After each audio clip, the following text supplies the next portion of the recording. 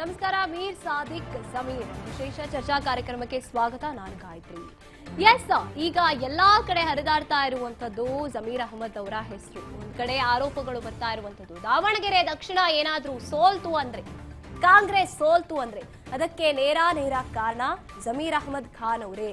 ಹಾಗಾಗಿ ಮೀರ್ ಸಾದಿಕ್ ವಿಶ್ಲೇಷಣೆಯನ್ನ ಒಂದ್ ರೀತಿಯಾಗಿ ಕೊಡ್ಬೇಕು ಅಂದ್ರೆ, ಮೀರ್ ಸಾದಿಕ್ ಅಂತ ಯಾಕೆ ಕಂಪೇರ್ ಮಾಡಿದ್ದೀರಾ ಅಂತ ಅಂದ್ರೆ, ಅವರು ಪಕ್ಷಕ್ಕೆ ಮಾಡಿರುವಂತಹ ದ್ರೋಹವನ್ನ ಮೀರ್ ಸಾದಿಕ್ ಮಾಡಿದ್ದಂಥದ್ದು ಟಿಪ್ಪು ಸುಲ್ತಾನ್ಗೆ ಯಾವ ರೀತಿ ದ್ರೋಹ ಮಾಡಿದ್ದ, ಅದೇ ರೀತಿಯಾಗಿ ಇವರು ಮಾಡಕ್ ಹೊರಟಿದ್ದಾರೆ, ಆ ಹಾದಿಯಲ್ಲಿ ಜಮೀರ್ ಇದ್ದಾರೆ ಅನ್ನೋದಕ್ಕೆ ಮೀರ್ ಸಾದಿಕ್ ಜಮೀರ್ ಅನ್ನುವಂತ ಒಂದು ರೀತಿಯಲ್ಲಿ ಮೆಟೋಫರಿಕ್ ಆಗಿ ನಾವು ಅಂದ್ರೆ ಅಲ್ಲಿನ ಕಾಂಗ್ರೆಸ್ನ ಕೆಲವು ಮುಖಂಡರೇ ಹೇಳ್ತಾ ಇರುವಂಥದ್ದು. ಅದೇ ರೀತಿಯಾಗಿ ಮಾಡ್ತಾ ಇದ್ದಾರೆ ಜಮೀರ್ ಅಹಮದ್ ಖಾನ್ ಅವರು ಕೂಡ ಅಂತ. ದಾವಣಗೆರೆ ದಕ್ಷಿಣ ಸೋಲೋದಕ್ಕೆ ಇವರೇ ಕಾರಣ ಆಗಿರ್ತಾರೆ, ಸೋತ್ರೆ ಅಂತ ಆರೋಪವನ್ನ ಮಾಡ್ತಾ ಇರುವಂತದ್ದು. ಎಸ್, ರಿಜ್ವಾನ್ ಅರ್ಷದ್ ಅವರು ಹಾಗೆ ಸಲೀಂ ಅಹಮದ್ ಅವರು ಇದೇ ವಿಚಾರವಾಗಿ ಹೌದಾ ನಿಜಾನ, ಹಾಗಿದ್ರೆ ಯಾವ ರೀತಿಯಾಗಿ ಈ ಒಂದು ಆರೋಪಗಳು ಸತ್ಯ ಅಸತ್ಯ, ಜಮೀರ್ ಅಹಮದ್ ಖಾನ್ಗೆ ನಿಜವಾಗ್ಲೂ ಕಂಟಕ ಕಾದಿದ್ಯಾ, ಹಾಗಿದ್ರೆ ಇದೆಲ್ಲ ವಿಚಾರವನ್ನ ನಾವೀಗ ಚರ್ಚೆ ಮಾಡ್ತಾ ಹೋಗೋಣ. ಇದೇ ಈ ಕ್ಷಣದ ವಿಶೇಷ ಚರ್ಚಾ ಕಾರ್ಯಕ್ರಮ ಮೀರ್ ಸಾದಿಕ್ ಜಮೀರ್. ಎಸ್, ಎಲ್ಲಾ ಕಡೆ ಇವಾಗ ಚರ್ಚೆ ಆರಂಭ ಆಗಿದೆ. ಈಗಾಗಲೇ ಒಂದ್ ಕಡೆ ರಾಜೀನಾಮೆ ಸುದ್ದಿ ಆಗ್ತಾ ಇರುವಂತದ್ದು, ನೆಕ್ಸ್ಟ್ ಯಾರು ಅಂತ ನೋಡ್ತಾ ಹೋದಾಗ ಜಮೀರ್ ಅಹಮದ್ ಖಾನ್ ಅವರೇ ಅನ್ನುವಂಥದ್ದು.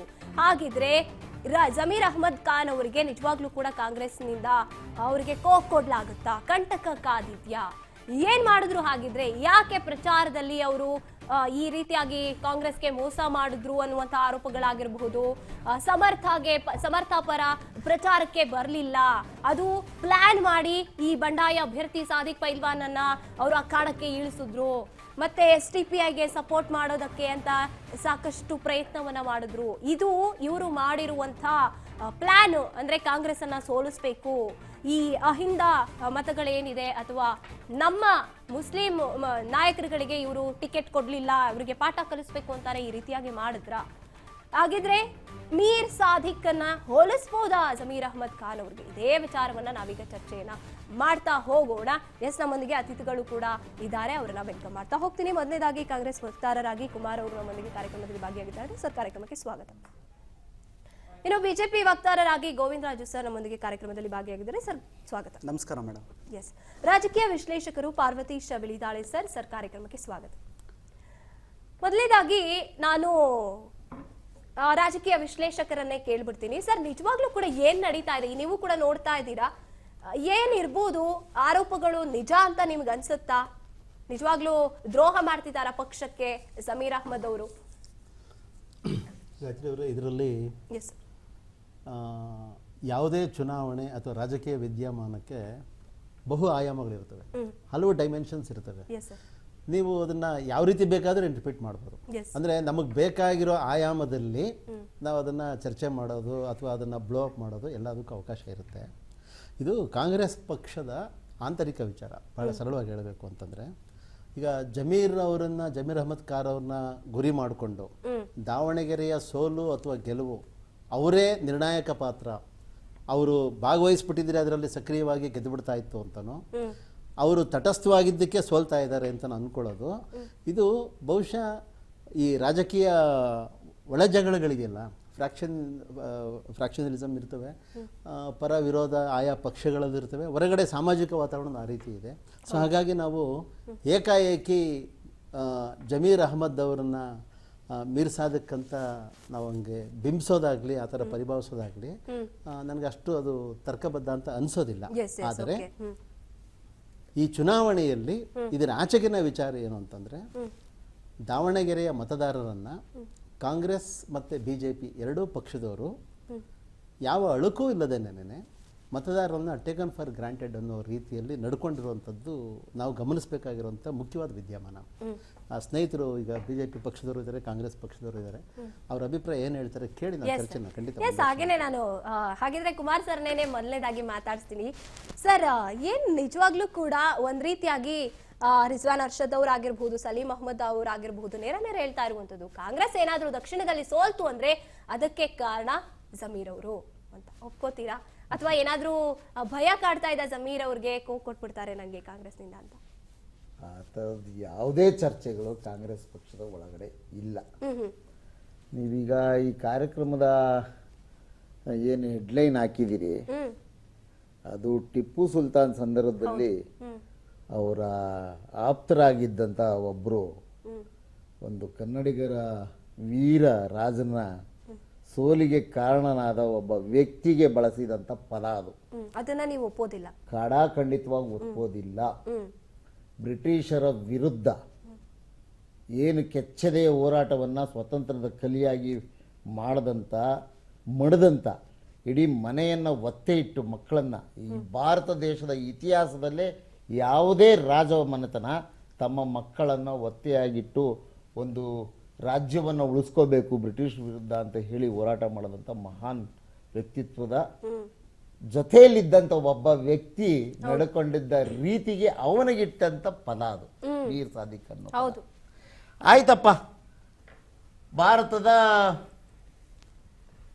ಸರ್ ಹಾಗಿದ್ರೆ ಒಂದ್ ನಿಮಿಷ, ಭಾರತದ ಗೇಟ್ ವೇ ಆಫ್ ಇಂಡಿಯಾ ಅಂತ ಒಂದಿದೆ. ಟಿಪ್ಪು ಸುಲ್ತಾನು ಸಿದ್ದರಾಮಯ್ಯ ಮೀರ್ ಸಾದಿಕ್ ಜಮೀರಾ ಅಲ್ಲ, ನಾನು ಕೇಳ್ತಾ ಇದ್ದೇನೆ, ನೀವ್ ಆತರ ಹೇಳಿ ಬಿಂಬಿಸಿದ್ದೀರಿ ಅಂತ ನಾನು ಹೇಳಿದ್ದದನ್ನ ಅಲ್ಲ. ಆದ್ರೆ ಸ್ಟಾರ್ಟಿಂಗ್ ಒಪ್ಕೊಂಡ್ಬಿಟ್ರ ಅಂತ ಅಲ್ಲ, ನಾನು ಹೇಳ್ತಾ ಇದ್ದೇನೆ ಆ ತರದ್ದು ಆಲೋಚನೆಗಳನ್ನ ಕೈ ಬಿಡಿ ಅಂತ ಹೇಳ್ತಾ ಇರೋದು. ಇವ್ರ ಕಾಲಘಟ್ಟಕ್ಕೂ ಆ ಕಾಲಘಟ್ಟಕ್ಕೂ ತಿಳಕಾಕೊಂಡು ಆ ಪದನ ಬಳಸಿದ್ಯಲ್ಲ, ಅದಕ್ಕೆ ನಂದು ಆಕ್ಷೇಪಣೆ ಅಷ್ಟೇ. ಕಾಂಗ್ರೆಸ್ ಪಕ್ಷದಲ್ಲಿ ಆ ತರದ ನಡವಳಿಕೆಯ ವ್ಯಕ್ತಿಗಳಿಗೆ ಅವಕಾಶ ಇಲ್ಲ. ಒಂದು, ನಮ್ಮ ಪಕ್ಷದ ಸಿದ್ಧಾಂತದ ಅಡಿಯಲ್ಲಿ ಕಾರ್ಯನಿರ್ವಹಿಸ್ತಾ ಇರುವಂತ ಅತಿ ಹೆಚ್ಚು ಜವಾಬ್ದಾರಿಯನ್ನ ವಹಿಸಿಕೊಟ್ಟಿರುವಂತ ಕಾಂಗ್ರೆಸ್ ಪಕ್ಷ, ಜಮೀರ್ ಅಹಮದ್ ಖಾನ್ ರವರು ತಮ್ಮ ಸಮಯವನ್ನ ಎಲ್ಲೆಲ್ಲಿ ನಿಗದಿ ಮಾಡಬೇಕು ಅಂತೇಳಿ AICC ನಿಗದಿ ಮಾಡಿದೆ. ಅದರ ಪ್ರಕಾರ ಅವರು ಚುನಾವಣೆ ಕಾರ್ಯದಲ್ಲಿ ತೊಡ್ಕೊಂಡಿದ್ದಾರೆ. ಪಕ್ಷದ ಟಿಕೆಟ್ ಏನು AICCಗೆ ದೂರನ್ನ ನೀಡಿರುವಂತದ್ದು ಪ್ರಜಾಪ್ರಭುತ್ವ ವ್ಯವಸ್ಥೆ ಅಲ್ಲ, ಆಂತರಿಕ ಪ್ರಜಾಪ್ರಭುತ್ವ ವ್ಯವಸ್ಥೆ ಇರೋಂಥದ್ದೇ, ಸ್ವಾತಂತ್ರ್ಯಕ್ಕೆ ಗೌರವ ಕೊಡುವಂಥದ್ದೇ ಕಾಂಗ್ರೆಸ್ ಪಕ್ಷ. ಬಿಜೆಪಿ ಪಕ್ಷದಲ್ಲಿ ಆ ಥರದ್ದು ಯಾವ್ದಾದ್ರು ಒಂದಿದೆಯಾ? ಪ್ರಜಾಪ್ರಭುತ್ವಕ್ಕೆ, ಸ್ವಾತಂತ್ರ್ಯಕ್ಕೆ ಬೆಲೆ ಕೊಡುವಂಥದ್ದು ಯಾವ್ದಾದ್ರು ಒಂದಿದೆ? ಒಬ್ಬನೇ ಒಬ್ಬ ಶಾಸಕ, ಒಬ್ಬನೇ ಒಬ್ಬ MP ಅವರ ಪ್ರಭುತ್ವದ ವಿರುದ್ಧ, ಅವ್ರ ಪ್ರಭುತ್ವ ಯಾವುದು ಅಂತ ಗೊತ್ತಿದೆ. ಕೇಶವ್ ಕೃಪಾ, ಆಮೇಲೆ ಇದು ನಾಗಪುರ, ಆಮೇಲೆ ಈ ಇಬ್ರು ವಿರುದ್ಧ ಯಾರಾದ್ರೂ ಒಬ್ಬರು ಒಂದು ಪ್ರಶ್ನೆ, ಒಂದು ಶಬ್ದ ಮಾತನಾಡಿದ್ದೆಲ್ಲರೂ ನೋಡಿದಿರಿ? ಅಲ್ಲಿ ಇಲ್ವೇ ಇಲ್ಲ ಆಂತರಿಕ ಪ್ರಜಾಪ್ರಭುತ್ವ. ಗರ್ಭಗುಡಿ ವ್ಯವಸ್ಥೆ ಇರುವಂತಹ ಒಂದು ಪಕ್ಷದಲ್ಲಿ ಅದಿರಕ್ಕೆ ಸಾಧ್ಯನಾ? ಸ್ವಾತಂತ್ರ್ಯ ತಂದು ಕೊಟ್ಟ ಪಕ್ಷ, ಸ್ವಾತಂತ್ರ್ಯದ ಪರಿಕಲ್ಪನೆಯನ್ನ ದೇಶದಲ್ಲಿ ಇವತ್ತು ಕೂಡ ಜೀವಂತವಾಗಿಟ್ಟಿರೋ ಒಂದು ಪಕ್ಷ, ಆಂತರಿಕ ಸ್ವಾತಂತ್ರ್ಯ. ಜನರು ನಾವು ಪ್ರಶ್ನೆ ಕೇಳೋದೇ ತಪ್ಪಾಗಿದ್ರೆ, ಆ ಹಕ್ಕನ್ನ ಕೊಟ್ಟಿರೋದು ಕಾಂಗ್ರೆಸ್ ಪಕ್ಷ ಮತ್ತು ಅದಕ್ಕೆ ಗೌರವಿಸುವುದು ಕೆಲಸ ಮಾಡೋದು ಕೂಡ ಕಾಂಗ್ರೆಸ್ ಪಕ್ಷ. ಈಗೇನು ಪ್ರಶ್ನೆ ಉದ್ಭವ ಆಗಿದೆ, ಇವರು ಈ ಬೈ ಎಲೆಕ್ಷನ್ ಅಲ್ಲಿ ತಮ್ಮ ಕಾಂಗ್ರೆಸ್ ಪಕ್ಷದಿಂದ ಅಧಿಕೃತವಾಗಿ ಆಯ್ಕೆ ಆದಂಥ ಅಭ್ಯರ್ಥಿ ವಿರುದ್ಧವಾಗಿ ಕಾರ್ಯಕ್ರಮ ಮಾಡಿಬಿಟ್ಟಿದ್ದಾರೆ. ಅದಕ್ಕಾಗಿ ಇವ್ರ ಮೇಲೆ ಏನು ಕ್ರಮಗಳು ತಗೋತಾ ಇದೆ AICC ಮಟ್ಟದಲ್ಲಿ ಮತ್ತು PCC ಮಟ್ಟದಲ್ಲಿ ಅಂತ ನೀವು ಹೇಳ್ತಿದ್ದೀರಿ. ನಾವು ಪೂರ್ಣ ಪ್ರಮಾಣದಲ್ಲಿ ನಮ್ಮ ಅಧ್ಯಕ್ಷರು ಹೇಳಿರುವಂತೆ, KPCC ಅಧ್ಯಕ್ಷರು ಹೇಳಿರುವಂತೆ, ಇದಕ್ಕೆ ಸಂಬಂಧಪಟ್ಟಂತೆ ಅಭಿಪ್ರಾಯಗಳನ್ನು ಸಂಗ್ರಹ ಮಾಡಿ ಅಲ್ಲೇನೇನಾಗಿದೆ ಅಂತ ಚರ್ಚೆಗಳನ್ನು ತಿಳ್ಕೊಂಡು ನಂತರ ನಮ್ಮ ಹೆಜ್ಜೆಯನ್ನು ಇಡ್ತೇವೆ ಅಂತ ಹೇಳಿದ್ದೇವೆ. ಏಕಾಏಕಿ ಒಂದು ಪಕ್ಷದಲ್ಲಿ ಎರಡು ಪ್ರಮುಖ ಹುದ್ದೆಯನ್ನ ನಿರ್ವಹಿಸ್ತಾ ಇರುವಂತಹ ಸಚಿವರ ಮೇಲೆ ಈ ತರದ ಪದ ಬಳಸ್ಬಿಟ್ರೆ ಕರ್ನಾಟಕದಲ್ಲಿ ವ್ಯಕ್ತಿಗಳಿಗೆ ಗೌರವ ಇರೋದಿಲ್ವಾ? ಅವ್ರು ಕೊಟ್ಟಿರೋದು ನಾವು ಜವಾಬ್ದಾರಿ, ಎಲ್ಲೆಲ್ಲಿ ನೀವು ಕೆಲಸ ಮಾಡಬೇಕು ಅಂತೇಳಿ ಅದರಂತೆ ಅವ್ರು ನಡ್ಕೊಂಡಿದ್ದಾರೆ. ಪಕ್ಷದಲ್ಲಿ ಇರಬಹುದು ಒಂದು ಇಡೀ ಪ್ರಜಾಪ್ರಭುತ್ವ ವ್ಯವಸ್ಥೆಯಲ್ಲಿ ಜನಸಂಖ್ಯೆ ಆಧಾರದ ಮೇಲೆ ಒಂದು ಹಕ್ಕನ್ನ ಕೇಳಬೇಕಾಗಿರುವಂಥದ್ದು ಅವರವರ ಅದು ಚುನಾವಣೆ ಸಂದರ್ಭದಲ್ಲಿ ಅವ್ರಿಗಿರುವಂಥ ಬದ್ಧತೆ. ಆ ಬದ್ಧತೆಯನ್ನು ಅವ್ರು ಪ್ರಶ್ನೆ ಮಾಡಿದ್ದಾರೆ. ನಾವು ಹೇಳಿದ್ದೇವೆ, ನೋಡಪ್ಪ ಈ ಕಾರಣದಿಂದ ಹೀಗಾಗಿದೆ, ಈ ಕಾರಣದಿಂದ ಅವ್ರಿಗೆ ಮನವರಿಕೆ ಮಾಡಿಕೊಂಡಿದ್ದೇವೆ, ಅದರ ಪ್ರಕಾರ ಚುನಾವಣೆ ನಡೆಸಿದ್ದೇವೆ. ಅದ್ರ ಒಳಗಡೆ ಏನೇನು ಲೋಪದೋಷ ಆಗಿದವೋ ಅದನ್ನು ಕೂಡ ನಮ್ಮ ಪಕ್ಷ ಅಷ್ಟು ಸುಲಭವಾಗಿ ಕೈ ಬಿಡುವಂಥದ್ದಲ್ಲ. ಅದನ್ನ ಕುಲಂಕುಷವಾಗಿ ಪರಿಶೀಲನೆ ಮಾಡಿ ಅವ್ರಿಗೇನು ಮತ್ತೆ ರಿಜ್ವಾನ್ ಅರ್ಷದ್ ಅವರು ಮತ್ತೆ ಸಲೀಂ ಅಹಮದ್ ಅವರು ಹೇಳಿರೋದಕ್ಕೆ ಏನ್ ಹೇಳ್ತೀರಾ? ಹಾಗಿದ್ರೆ ಅವರು ನಡ್ಕೊಂಡಿಲ್ಲ ಆ ರೀತಿಯಾಗಿ, ಪಕ್ಷಕ್ಕೆ ಏನು ಪರವಾಗಿ ಇರ್ಲಿಲ್ಲ ಅಂತ ಹೇಳಿರುವಂತದವರು. ನೋಡಿ, ಕೆಲವು ಸಂದರ್ಭದಲ್ಲಿ ನಿಮ್ಮದೇ ಪಕ್ಷದವರು ಅಲ್ಲ, ಕೆಲವು ಸಂದರ್ಭದಲ್ಲಿ ಕೆಲವು ವಿಚಾರಗಳ ಬಗ್ಗೆ ಅಸಮಾಧಾನ ಇರುತ್ತೆ, ಇದಿರ್ಬೇಕು ಕೂಡ. ಇದೇ ಪ್ರಜಾಪ್ರಭುತ್ವ ವ್ಯವಸ್ಥೆ. ಬಂದಿದೆ, ಅಭಿಪ್ರಾಯ ಸರಿಪಡಿಸ್ಕೊಂಡು ಮುಂದಕ್ಕೆ ಹೋಗ್ತೇವೆ. ಅದೇನು ದೊಡ್ಡ ಘಟನೆಯಾ? ಅದೇ ದೊಡ್ಡ ಘಟನೆಯಾ ರಾಜಕೀಯ ಪಕ್ಷಗಳಿಗೆ? ಅಲ್ಲ. ಎಲ್ಲ ಪಕ್ಷದಿಂದ ಉಚ್ಚಾಟನೆ ಮಾಡಿ ಅವ್ರನ್ನ ಕರ್ಕೊಂಡ್ಬಂದು ಪ್ರಚಾರ ಮಾಡ್ತೀವ ನಾವು? ಆ ಕೆಲಸ ಮಾಡಿದ್ದೇವೆ ನಾವೆಲ್ಲಾದ್ರೂ? ಇದೆಯಾ ಆ ಥರದ್ದು? ಅಪ್ಪ ಮಕ್ಕಳು ಅಂಥವ್ರು ಇಂಥವ್ರು ಏನೇನೋ ಆ ಪದಗಳನ್ನೆಲ್ಲ ಬಳಸಿರೋದು ನೋಡಿದ್ರೆ ರಾಜಕೀಯ ವ್ಯವಸ್ಥೆಯಲ್ಲಿ ಇದು ನಾವೆಲ್ಲ ಮುಂದಿನ ಪೀಳಿಗೆ ರಾಜಕಾರಣಕ್ಕೆ ಬರೋರಿಗೆ ಏನು ನಾವು ಮಾರ್ಗದರ್ಶನ ಕೊಡ್ತಿದ್ದೀವಿ ಅಂತ ಅನ್ನೋದನ್ನು ಕಂಡಿದ್ದೇವೆ. ಒಂದು ರಾಷ್ಟ್ರೀಯ ಪಕ್ಷ ಅದರೊಳಗಡೆ ಇರುವಂಥ ವ್ಯಕ್ತಿಗಳು ಯಾವ್ಯಾವ ರೀತಿ ಭಾಷೆಗಳನ್ನು ಬಳಸಿದ್ದಾರೆ ಅಂತ. ನಮ್ಮಲ್ಲಿ ಆ ಥರದ ವ್ಯವಸ್ಥೆ ಆಗಿಲ್ಲ. ಎಲ್ಲೂ ಕೂಡ ಬಹಿರಂಗವಾಗಿ ಯಾರು ಮಾತನಾಡಿದ್ದು ನೀವು ತೋರಿಸಿದ್ದೀರಾ? ಉಚ್ಚಾಟನೆ ಆಗಿರೋ ವ್ಯಕ್ತಿಗಳು ಎಲ್ಲಾದರೂ ಈ ಥರ ಮಾತನಾಡಿರೋದು ತಿರ್ಗಾ ಬಂದು ಮಾನ ಮರ್ಯಾದೆ ಇಲ್ಲದೆ ಇರೋ ಥರ ನಮಗೆ ಇವ್ರಿಗೆ ಪರವಾಗಿ ನಾನು ಕೆಲಸ ಮಾಡ್ತಿದ್ದೀನಿ, ಇವ್ರ ಪರವಾಗಿ ಅಂದರೆ ನಿರ್ವೀರ್ಯರ ನೀವು? ರಕ್ತ ಕೀವು ಮಾಂಸ ಏನು ಅನ್ನೋದಿಲ್ವಾ? ಈ ತರದ ಒಂದು ಪಕ್ಷ ಇನ್ನೊಂದು ಪಕ್ಷದ ವಿರುದ್ಧವಾಗಿ ಮಾತನಾಡುವಾಗ ಎಚ್ಚರಿಕೆ ಇರಬೇಕು. ಆಂತರಿಕ ಪ್ರಜಾಪ್ರಭುತ್ವವೇ ಸಾಯಿಸಿರುವಂತ ಒಂದು ಪಕ್ಷ ಪ್ರಜಾಪ್ರಭುತ್ವ ವ್ಯವಸ್ಥೆಯನ್ನು ಉಳಿಸಿರೋರ ಮೇಲೆ ಮಾತನಾಡಬಾರ್ದೇನು ಅಂತ ನಾನು ಹೇಳ್ತಾ ಇರೋದು. Yes sir, okay sir. Govinda Raju sir ಇವಾಗ ನೇರವಾಗಿ ನಿಮ್ಮ ಒಂದು ಹಂತಕ್ಕೆ ಬಂದ್ಬಿಟ್ರು. ಇವಾಗ ಏನ್ ಹೇಳ್ತೀರಾ ಸರ್? ಇವಾಗ ಯತ್ನಾಳ್ ಅವ್ರನ್ನ ಕರೆಸ್ಕೊಂಡಿದ್ದಂತಹದ್ದಾಗಿರ್ಬಹುದು ಒಂದು ವಿಚಾರಕ್ಕೆ. ನೋಡಿ, ಮೊದಲನೇದಾಗಿ ಇವತ್ತೇನು ಈ ಒಂದು ಮೀರ್ ಸಾದಿಕ್ ಅಂತ ಒಂದು ಪದವನ್ನ ಇಟ್ಟಿದ್ದೀರಲ್ವಾ, ಈ ಪದ ಬರೋದಕ್ಕೆ ಯಾರು ಕಾರಣ? ನಾವು ವಿರೋಧ ಪಕ್ಷವಾಗಿ ನಾವು ಹೇಳಿಲ್ಲ, ಮಾಧ್ಯಮದವರಾಗಿ ನೀವು ಹೇಳಿಲ್ಲ, ಇತ್ಲಾಗೆ ಜನನೂ ಕೂಡ ಬಂದ್ಬಿಟ್ಟು ಇವ್ರು ಮೀರ್ ಸಾದಿಕ್ ಅಂತ ಹೇಳಿದ ವಿಚಾರನೇ ಇಲ್ಲ. ಇಲ್ಲಿ ವಿಚಾರ ಇರ್ತಕ್ಕಂಥದ್ದು ಏನಂದ್ರೆ, ಇರ್ತಕ್ಕಂಥ ಉಪಚುನಾವಣೆಯಲ್ಲಿ ಯಾರ್ಯಾರು ಹೇಗೆ ಕೆಲಸ ಮಾಡಿದ್ರು, ಯಾರು ಪಕ್ಷದ ವಿರುದ್ಧವಾಗಿ ಒಂದು ಕೆಲಸ ಮಾಡೋದು ಅನ್ನೋ ಒಂದು ವಿಚಾರ ಮುಂದಿಟ್ಟಿರ್ತಕ್ಕಂಥದ್ದು ಇದೇ ಕಾಂಗ್ರೆಸ್ಸಿನ ನಾಯಕರುಗಳು, ಕಾಂಗ್ರೆಸ್ಸಿನ ಶಾಸಕರುಗಳು, ಪ್ರದೇಶ ಕಾಂಗ್ರೆಸ್ ಸಮಿತಿಯ ಅಧ್ಯಕ್ಷ ಇಟ್ಟಿರ್ತಕ್ಕಂಥದ್ದು. ಇವತ್ತು ನಾನೊಬ್ಬನೇ ನನ್ನಿಂದಲೇ ಅನ್ನೋರು ಜಾಸ್ತಿ ಆಗಿದ್ದಾರೆ ಅಂತ ಮಾಧ್ಯಮದ ಹೇಳಿಕೆಯನ್ನು ಕೊಟ್ಟವ್ರು ಯಾರು? ರಿಜ್ವಾನ್ ಅರ್ಷದ್ ಅವರು. ಅಂದ್ರೆ ಇವತ್ತು ಏನು 1799ರಲ್ಲಿ ಆಂಗ್ಲೋ ಮೈಸೂರ ಯುದ್ಧದಲ್ಲಿ ಹೇಗೆ ಒಬ್ಬ ಟಿಪ್ಪು ಸುಲ್ತಾನನ ಆಸ್ಥಾನದಲ್ಲಿ ಮಂತ್ರಿಯಾಗಿ ಕೆಲಸ ಮಾಡಿದಂಥ ಮೀರ್ ಸಾದಿಕ್ ಎಲ್ಲ ಒಂದ್ ಕಡೆ ಅವತ್ತು ಆಂಗ್ಲೋ ಮೈಸೂರು ಯುದ್ಧದಲ್ಲಿ ಇವತ್ತು ಟಿಪ್ಪು ಸುಲ್ತಾನ್ನ ಸೋಲ್ಲಂಗ್ ಆಗ್ಬೇಕು, ಇಲ್ಲ ಸಾಯ್ಸಂಗ್ ಆಗ್ಬೇಕು, ಇನ್ನೊಂದು ಮತ್ತೊಂದು ಎಲ್ಲವನ್ನು ಯೋಚನೆ ಮಾಡಿ ಅವತ್ತು ಬ್ರಿಟಿಷರ ಪರವಾಗಿ ನಿಂದಂತ ವ್ಯಕ್ತಿ ಯಾರಂದ್ರೆ ಅವತ್ತು ಮೀರ್ ಸಾದಿಕ್. ಈ ಪದವನ್ನ ಈ ರೀತಿ ನಡ್ಕೊಂಡಿದ್ದಾರೆ ಅಂತ ಹೇಳ್ಬಿಟ್ಟು ಕಾಂಗ್ರೆಸ್ ನಾಯಕರೇ ಹೇಳಿ. ನೀವು ಕೇಳಿಸ್ಕೊಳಕ್ ಬಂದಿದ್ದೀರಾ? ಪದದ ಬಿರುದನ್ನು ಪಡ್ಕೊಂಡವ್ರು ಆಯ್ತಲ್ಲ, ಇವತ್ತು ಹೇಳಿರ್ತಕ್ಕಂಥದ್ದು ಇವತ್ತು ಅದರಲ್ಲಿ ಮೊದಲೇ ಮೀರ್ ಸಾದಿಕ್ ಅಂದ್ರೆ ನಿಮಿಷ ಕೇಳಿಸ್ಕೊಳ್ರಿ ಮಿಸ್ಟರ್ ಕುಮಾರ್, ಮೊದಲನೇ ಮೀರ್ ಸಾದಿಕ್ ಅಂತ ಹೇಳಿ ಜಬ್ಬಾರ್ ಅವರು ರಾಜೀನಾಮೆ ತಗೊಂಡಿರ್ತಕ್ಕಂಥ ಯಾರು? ಕಾಂಗ್ರೆಸ್ನವರು. ಎರಡನೇ ಮೀರ್ ಸಾದಿಕ್ ಅಂತ ರಾಜೀನಾಮೆ ಪಡೆದಿರ್ತಕ್ಕಂಥ ನಜೀರ್ ಅಹಮದ್ ಅವ್ರದ ಅದು ರಾಜೀನಾಮೆ ಎಲ್ಲ ವಜಾ ಮಾಡಿದ್ದಾರೆ ನಿನ್ನ ರಾಜಕೀಯ ಕಾರ್ಯದರ್ಶಿ ಹುದ್ದೆಯಿಂದ. ಇವತ್ತು ಸಂಜೆ ಒಳಗಡೆ ಜಮೀರ್ ಖಾನ್ ಅವ್ರನ್ನ ಒಂದ್ ನಿಮಿಷ, ಖಂಡಿತವಾಗ್ಲು ಅದೇ ಕಾಂಗ್ರೆಸ್ ನಾಯಕರು ಹೇಳ್ತಾ ಇರೋದು. ನಾವ್ಯಾರು ನಿನ್ನೆಯಿಂದ ಮಾಧ್ಯಮದ ಮೂಲಕ ಹೇಳಿರ್ತಕ್ಕಂಥದ್ದಲ್ಲ. ಅವರೇ ನಾಯಕರುಗಳು ಕೆಪಿಸಿಸಿ ಇಂದ ಇದು ಏನೋ ನ್ಯಾಷನಲ್ ಕಾಂಗ್ರೆಸ್ ಕಮಿಟಿಗೆ ದೂರನ್ನ ಕೊಟ್ಟಿರ್ತಕ್ಕಂಥವ್ರು ಇರ್ತಕ್ಕಂಥ ಇನ್ಚಾರ್ಜ್ ಇರ್ತಕ್ಕಂಥ ಸುರ್ಜೇವಾಲಾ ಅವರೇ ಮಾತಾಡಿರ್ತಕ್ಕಂಥದ್ದು. ನಾವ್ಯಾರು ಮಾತಾಡಿರೋದು? ಇಂಥ ವ್ಯಕ್ತಿಗಳು ಹಿಂಗೆ ಪಕ್ಷದ ವಿರೋಧ ಚಟುವಟಿಕೆ ಮಾಡಿ ನಮ್ಮ ಅಭ್ಯರ್ಥಿಯನ್ನ ಸೋಲ್ಸಂಗ್ ಕೆಲಸ ಮಾಡಿರ್ತಕ್ಕಂಥದ್ದು ಒಂದು ಜಬ್ಬಾರು, ಒಂದು ನಜೀರ್ ಅಹಮದ್ ಮತ್ತೆ ಜಮೀರ್ ಅಹಮದ್ ಖಾನ್ ಅಂತ ನೇರವಾಗಿ ಸುಮಾರು 180 ಪುಟದ ಒಂದು ಕಂಪ್ಲೇಂಟ್ ಕೊಟ್ಟಿರ್ತಕ್ಕಂಥದ್ದು ನಾವಾ? ಅವ್ರು AICC ಕೊಟ್ಟಿರ್ತಕ್ಕಂಥ ಅವರೇ ಮಾತಾಡ್ಕೊಂಡು ಇವತ್ತು ರಾಜ್ಯದ ಜನತೆ ಮುಂದೆ ಇಟ್ಟಿರ್ತಕ್ಕಂಥದ್ದು. ಇದಕ್ಕೆ ಜನ ಏನ್ ಮಾತಾಡ್ತಾವ್ರೆ ಅಂದ್ರೆ, ಮೀರ್ ಸಾದಿಕ್ ಅಂತ ವ್ಯಕ್ತಿಗಳು ಈ ಸರ್ಕಾರದಲ್ಲಿ ಇದಾರಲ್ಲ ಅಂತ ಹೇಳ್ಬಿಟ್ಟು ಜನರು ಇವತ್ತು ಪ್ರಶ್ನೆ ಮಾಡ್ತಾ ಇದ್ದಾರೆ. ಅದು ನಿಮ್ಗೆ ಯಾಕೆ ಅರ್ಥ ಆಗ್ತಾ ಇಲ್ಲ? ನೀವು ಎಲ್ಲವೂ ಕೂಡ ನಿಮ್ಮ ಪಕ್ಷದಲ್ಲಿ ಚೆನ್ನಾಗಿದ್ದಿದ್ರೆ ನಿಮ್ಮ 4 ಗೋಡೆ ಮಧ್ಯದಲ್ಲಿ ನೀವು ಬಗೆಹರಿಸ್ಕೊಂತಿದ್ರಿ, 4 ಗೋಡೆ ಕರ್ಕೊಂಡ್ಬಂದು ಬುದ್ಧಿ ಹೇಳ್ತಾ ಇದ್ರಿ. ಇವತ್ತು ಆ ಶಕ್ತಿ ಇಲ್ದಲೆ ಇವತ್ತು AICC ಇರ್ಬೋದು, KPCC ಇರ್ಬೋದು, ಶಕ್ತಿಯನ್ನು ಕಳೆದಿಟ್ಕೊಳ್ತಾ. ಯಾಕೆ ಅಂದ್ರೆ ಇಡೀ ದೇಶದಲ್ಲಿ ಕಾಂಗ್ರೆಸ್ ಅಂದ್ರೆ ಅಸಹ್ಯ ಪಡ್ತಾ ಇದ್ದಾರೆ. ಅದೇ ರೀತಿ ಕೂಡ ಇವತ್ತು ಕರ್ನಾಟಕದಲ್ಲೂ ಜನರು ಕೂಡ ಈ ಬದಲಾವಣೆ ಬಯಸ್ತಾ ಇದ್ದಾರೆ. ಕರ್ನಾಟಕದ ಜನರು ಕೂಡ ಇವತ್ತು ನಾನು ಇನ್ನೆರಡು ಪ್ರಶ್ನೆ ಉತ್ತರ ಕೊಡ್ಬೇಕು. ಇವತ್ತು ರಕ್ತ ಬರ್ತಾ ಇದೆ, ಕ್ಯೂ ಬರ್ತಾ ಇರೋದು ಯಾರಿಗೆ ಅಂದ್ರೆ ಕಾಂಗ್ರೆಸ್ಸಿನ ನಾಯಕರುಗಳಿಗೆ. ಎಲ್ಲಿ ಯಾರಿಗೆ ರಕ್ತ ಬರ್ತಾ ಇದೆ ಅಂತ ಹೇಳ್ಬಿಟ್ಟು ಕಾಂಗ್ರೆಸ್ ವಕ್ತಾರ ಹೇಳ್ಬೇಕು, ಆಲ್ರೆಡಿ ಕೇಂದ್ರದ AICC ನಾಯಕರುಗಳು ಹೇಳ್ಬೇಕು. ಇದ್ರು ಹೇಳ್ತಾ ಇದ್ರು ಸ್ವಾತಂತ್ರ್ಯ ತಂದ್ಕೊಟ್ಟಿದ್ರು ಸ್ವಾತಂತ್ರ್ಯ. ಇಲ್ಲಿರ್ತಕ್ಕಂಥ ಯಾವ ಕಾಂಗ್ರೆಸ್ನವ್ರಿಗೂ ಒಂದು ನೈತಿಕತೆ ಯೋಗ್ಯ ಯೋಗ್ಯತೆನೇ ಇಲ್ಲ ಈ ತರ ಒಂದು ಹೋರಾಟ ಅಂದ್ರೆ ಪಾಲ್ಗೊಳ್ಳೋದಕ್ಕೆ.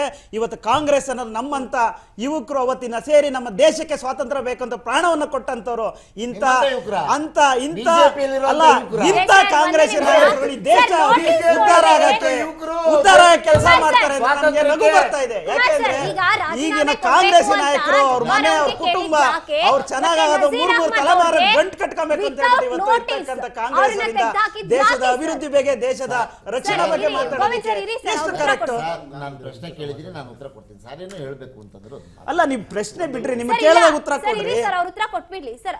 ಈಗ ರಾಜೀನಾಮೆ ಕೊಟ್ಟಿದ್ದಂಥದ್ದು ಅಥವಾ ತೆಗ್ದಾಕಿದ್ದು ಯಾಕೆ ವಿತೌಟ್ ನೋಟಿಸ್ ಏನ್ ಮಾಡಿದ್ರು ಅವ್ರು ಅಂತದ್ದು ಅಂತ ನೋಡಿ. ಜಬ್ಬಾರ್ ಅವರು ನಮ್ಮ ಅಲ್ಪಸಂಖ್ಯಾತರ ಘಟಕದ ಅಧ್ಯಕ್ಷರು, MLC. ಹೌದು. ಅವರು ನನ್ನನ್ನ ಚುನಾವಣೆಯಲ್ಲಿ ನಾನು ಸೈಡ್ ಲೈನ್ ಆದೆ ಅನ್ನೋ ಒಂದು ಕಾರಣಕ್ಕಾಗಿ ಪಕ್ಷದಲ್ಲಿ ನನ್ನ ನಾವು ಕೇಳಿದ್ವಾ? ಒಂದು ನಿಮಿಷ ಇರಿ, ನಾವು ಕೇಳಿದ್ವಾ? ಅವ್ರಿಗೆ ಆ ತರದ್ದು ನಾವು ಕೇಳಿದ್ವಾ? ನಿಮ್ಮ ಶಾಸಕರು ಕೇಳಿದ್ರಿ, ಅದಕ್ಕೆ ಉತ್ತರ ಕೊಡ್ರಿ ನೀವು. ಒಂದು ನಿಮಿಷ ಇರ್ರಿ, ನಾವು ಕೇಳ್ತಾ ಇರೋದು ಅರ್ಥ ಆಗ್ತಾ ಜಬ್ಬಾರಿಗೆ ನಾವೇನ್ ಕೇಳಿಲ್ಲ. ನೀವು ಬೆಂಕಿ ಹಚ್ಚ ಕೆಲಸ ಮಾಡೋರು ಅಂತ ನಮ್ಗೆ ಗೊತ್ತು. ನಿಮ್ಮದೇ ನಾಯಕರು ಬೆಂಕಿ ಹಾಕೊಂಡಿರೋದ್ರಿ, ಬೆಂಕಿ ಹಾಕೊಂಡಿರೋ ನಿಮ್ದೇ ನಾಯಕರುಗಳು. ರಾಜೀನಾಮೆ ಕೊಟ್ಟಿದ್ ಯಾಕೆ ಅದನ್ನ ಹೇಳಿ ಸರ್ ಅಷ್ಟೇ. ರಾಜೀನಾಮೆ ಕೊಟ್ಟಿದ್ದಾರೆ, ಅಂಗೀಕಾರ ಮಾಡಬೇಕು ಬಿಡಬೇಕು ಅನ್ನೋದು ನಮ್ಮ ಪಕ್ಷದ ಅಧ್ಯಕ್ಷರಿಗೆ ಬಿಟ್ಟಂತ ವಿಚಾರ. ಅದು ಯಾಕೆ ಅಂತ ಒಂದು ಕ್ಲಾರಿಟಿ ಒಂದು ನಿಮಿಷ. ಜಬ್ಬಾರ್ ಅವರು ಹಿರಿಯರಿದ್ದಾರೆ, ನಮ್ಮ ಪಕ್ಷದಲ್ಲಿ ಅಲ್ಪಸಂಖ್ಯಾತರ ನೇತಾರರಿದ್ದಾರೆ. ಅವರು ಏನು ಅಸಮಾಧಾನ ವ್ಯಕ್ತಪಡಿಸಿ ಅವ್ರು ಏನು ಪತ್ರ ಕೊಟ್ಟಿದ್ದಾರೆ ಅದ್ರ ಬಗ್ಗೆ ಕೂಲಂಕುಷವಾಗಿ ಚರ್ಚೆ ಮಾಡಿ ನಮ್ಮ ಪಕ್ಷದ ಒಳಗಡೆ ತೀರ್ಮಾನ ತೆಗೆದುಕೊಳ್ಳಲಾಗುತ್ತೆ. ಅವ್ರು ಕೊಟ್ಟಿರೋ ಪತ್ರವನ್ನ ನಮ್ಮ ಅಧ್ಯಕ್ಷರು ಪಡ್ಕೊಂಡಿದ್ದಾರೆ. ಅದಕ್ಕೆ ಒಂದು ಸಮಿತಿಯನ್ನು ರಚನೆ ಮಾಡಿ ಅಲ್ಲಿ ಏನು ನಡೀತು ಅನ್ನೋದನ್ನು ತಿಳ್ಕೊತಾರೆ. ಒಂದು ಅದಕ್ಕೆ ಇವರೇನು ಮಧ್ಯಪ್ರವೇಶ ಮಾಡಿ ಬೆಂಕಿ ಹಚ್ಚ ಕೆಲಸ ಮಾಡೋದು ಬಿಜೆಪಿ ಅವರು.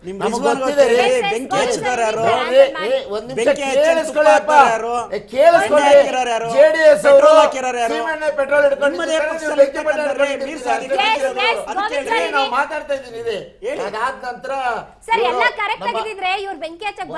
ಒಂದು ನಿಮಿಷ ಮೇಡಮ್, ನೋಡಿ ಮೇಡಮ್, ಒಂದು ರಾಜಕೀಯ ಪಕ್ಷದಲ್ಲಿ, ಯಾವುದೇ ರಾಜಕೀಯ ಪಕ್ಷದಲ್ಲಿ ಒಂದು ಚುನಾವಣೆ ನಡೆದ್ರೆ ಯಾವ್ದಾದ್ರು ಒಬ್ಬ ವ್ಯಕ್ತಿಗೆ ಮಾತ್ರ ಟಿಕೆಟ್ ಕೊಡೋದಕ್ಕೆ ಸಾಧ್ಯ. ಹೌದಾ?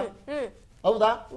ಅದರ ಪ್ರಕಾರ ಪಕ್ಷದ ಒಳಗಡೆ ಏನು ಅಕಾಲಿಕ ಮರಣದಿಂದ ಏನು ನಿಧನ ಹೊಂದಿದ್ರು ಶಾಮನೂರು ಶಿವಶಂಕರಪ್ಪನವರು, ಅವರ ಸ್ಥಳಕ್ಕೆ ಅವರ ಮೊಮ್ಮಗನನ್ನ ನಾವು ಅಭ್ಯರ್ಥಿಯನ್ನಾಗಿ ಆಯ್ಕೆ ಮಾಡುವ ಪ್ರಾರಂಭಕ್ಕೂ ಮುನ್ನ ಅಲ್ಪಸಂಖ್ಯಾತರು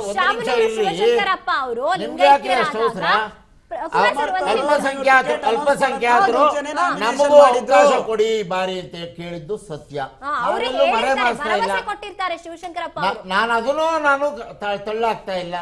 ಕೊಟ್ಟಿರ್ತಾರೆ, ಅದು ಕೊಟ್ಟಿರಬಹುದು ಅಥವಾ ಹೇಳಿರಬಹುದು ಆ ನಾಯಕರು. ಇವತ್ತು ಅವರನ್ನ ಕಳ್ಕೊಂಡಂಥ ಸ್ಥಳದಲ್ಲಿ ನಮ್ಮ ಪಕ್ಷದ ಒಂದು ಮೊದಲಿಂದ ನಡ್ಕೊಂಬಂದಿರೋ ಒಂದು ರಿವಾಜಿನ ಪ್ರಕಾರ ಅವ್ರ ಮನೆಯವ್ರಿಗೆ ಆ ಟಿಕೆಟನ್ನು ಕೊಟ್ಟಿದ್ದೇವೆ. ಅಲ್ಪಸಂಖ್ಯಾತರು ಕೇಳಿದ್ದು ಸತ್ಯ. ಅವ್ರಿಗೆ ಬೇರೆ ಬೇರೆ ವಿಚಾರಗಳು ಆಂತರಿಕವಾಗಿ ಬೇಗುದಿ ಇದ್ದದ್ದು ನಿಜ.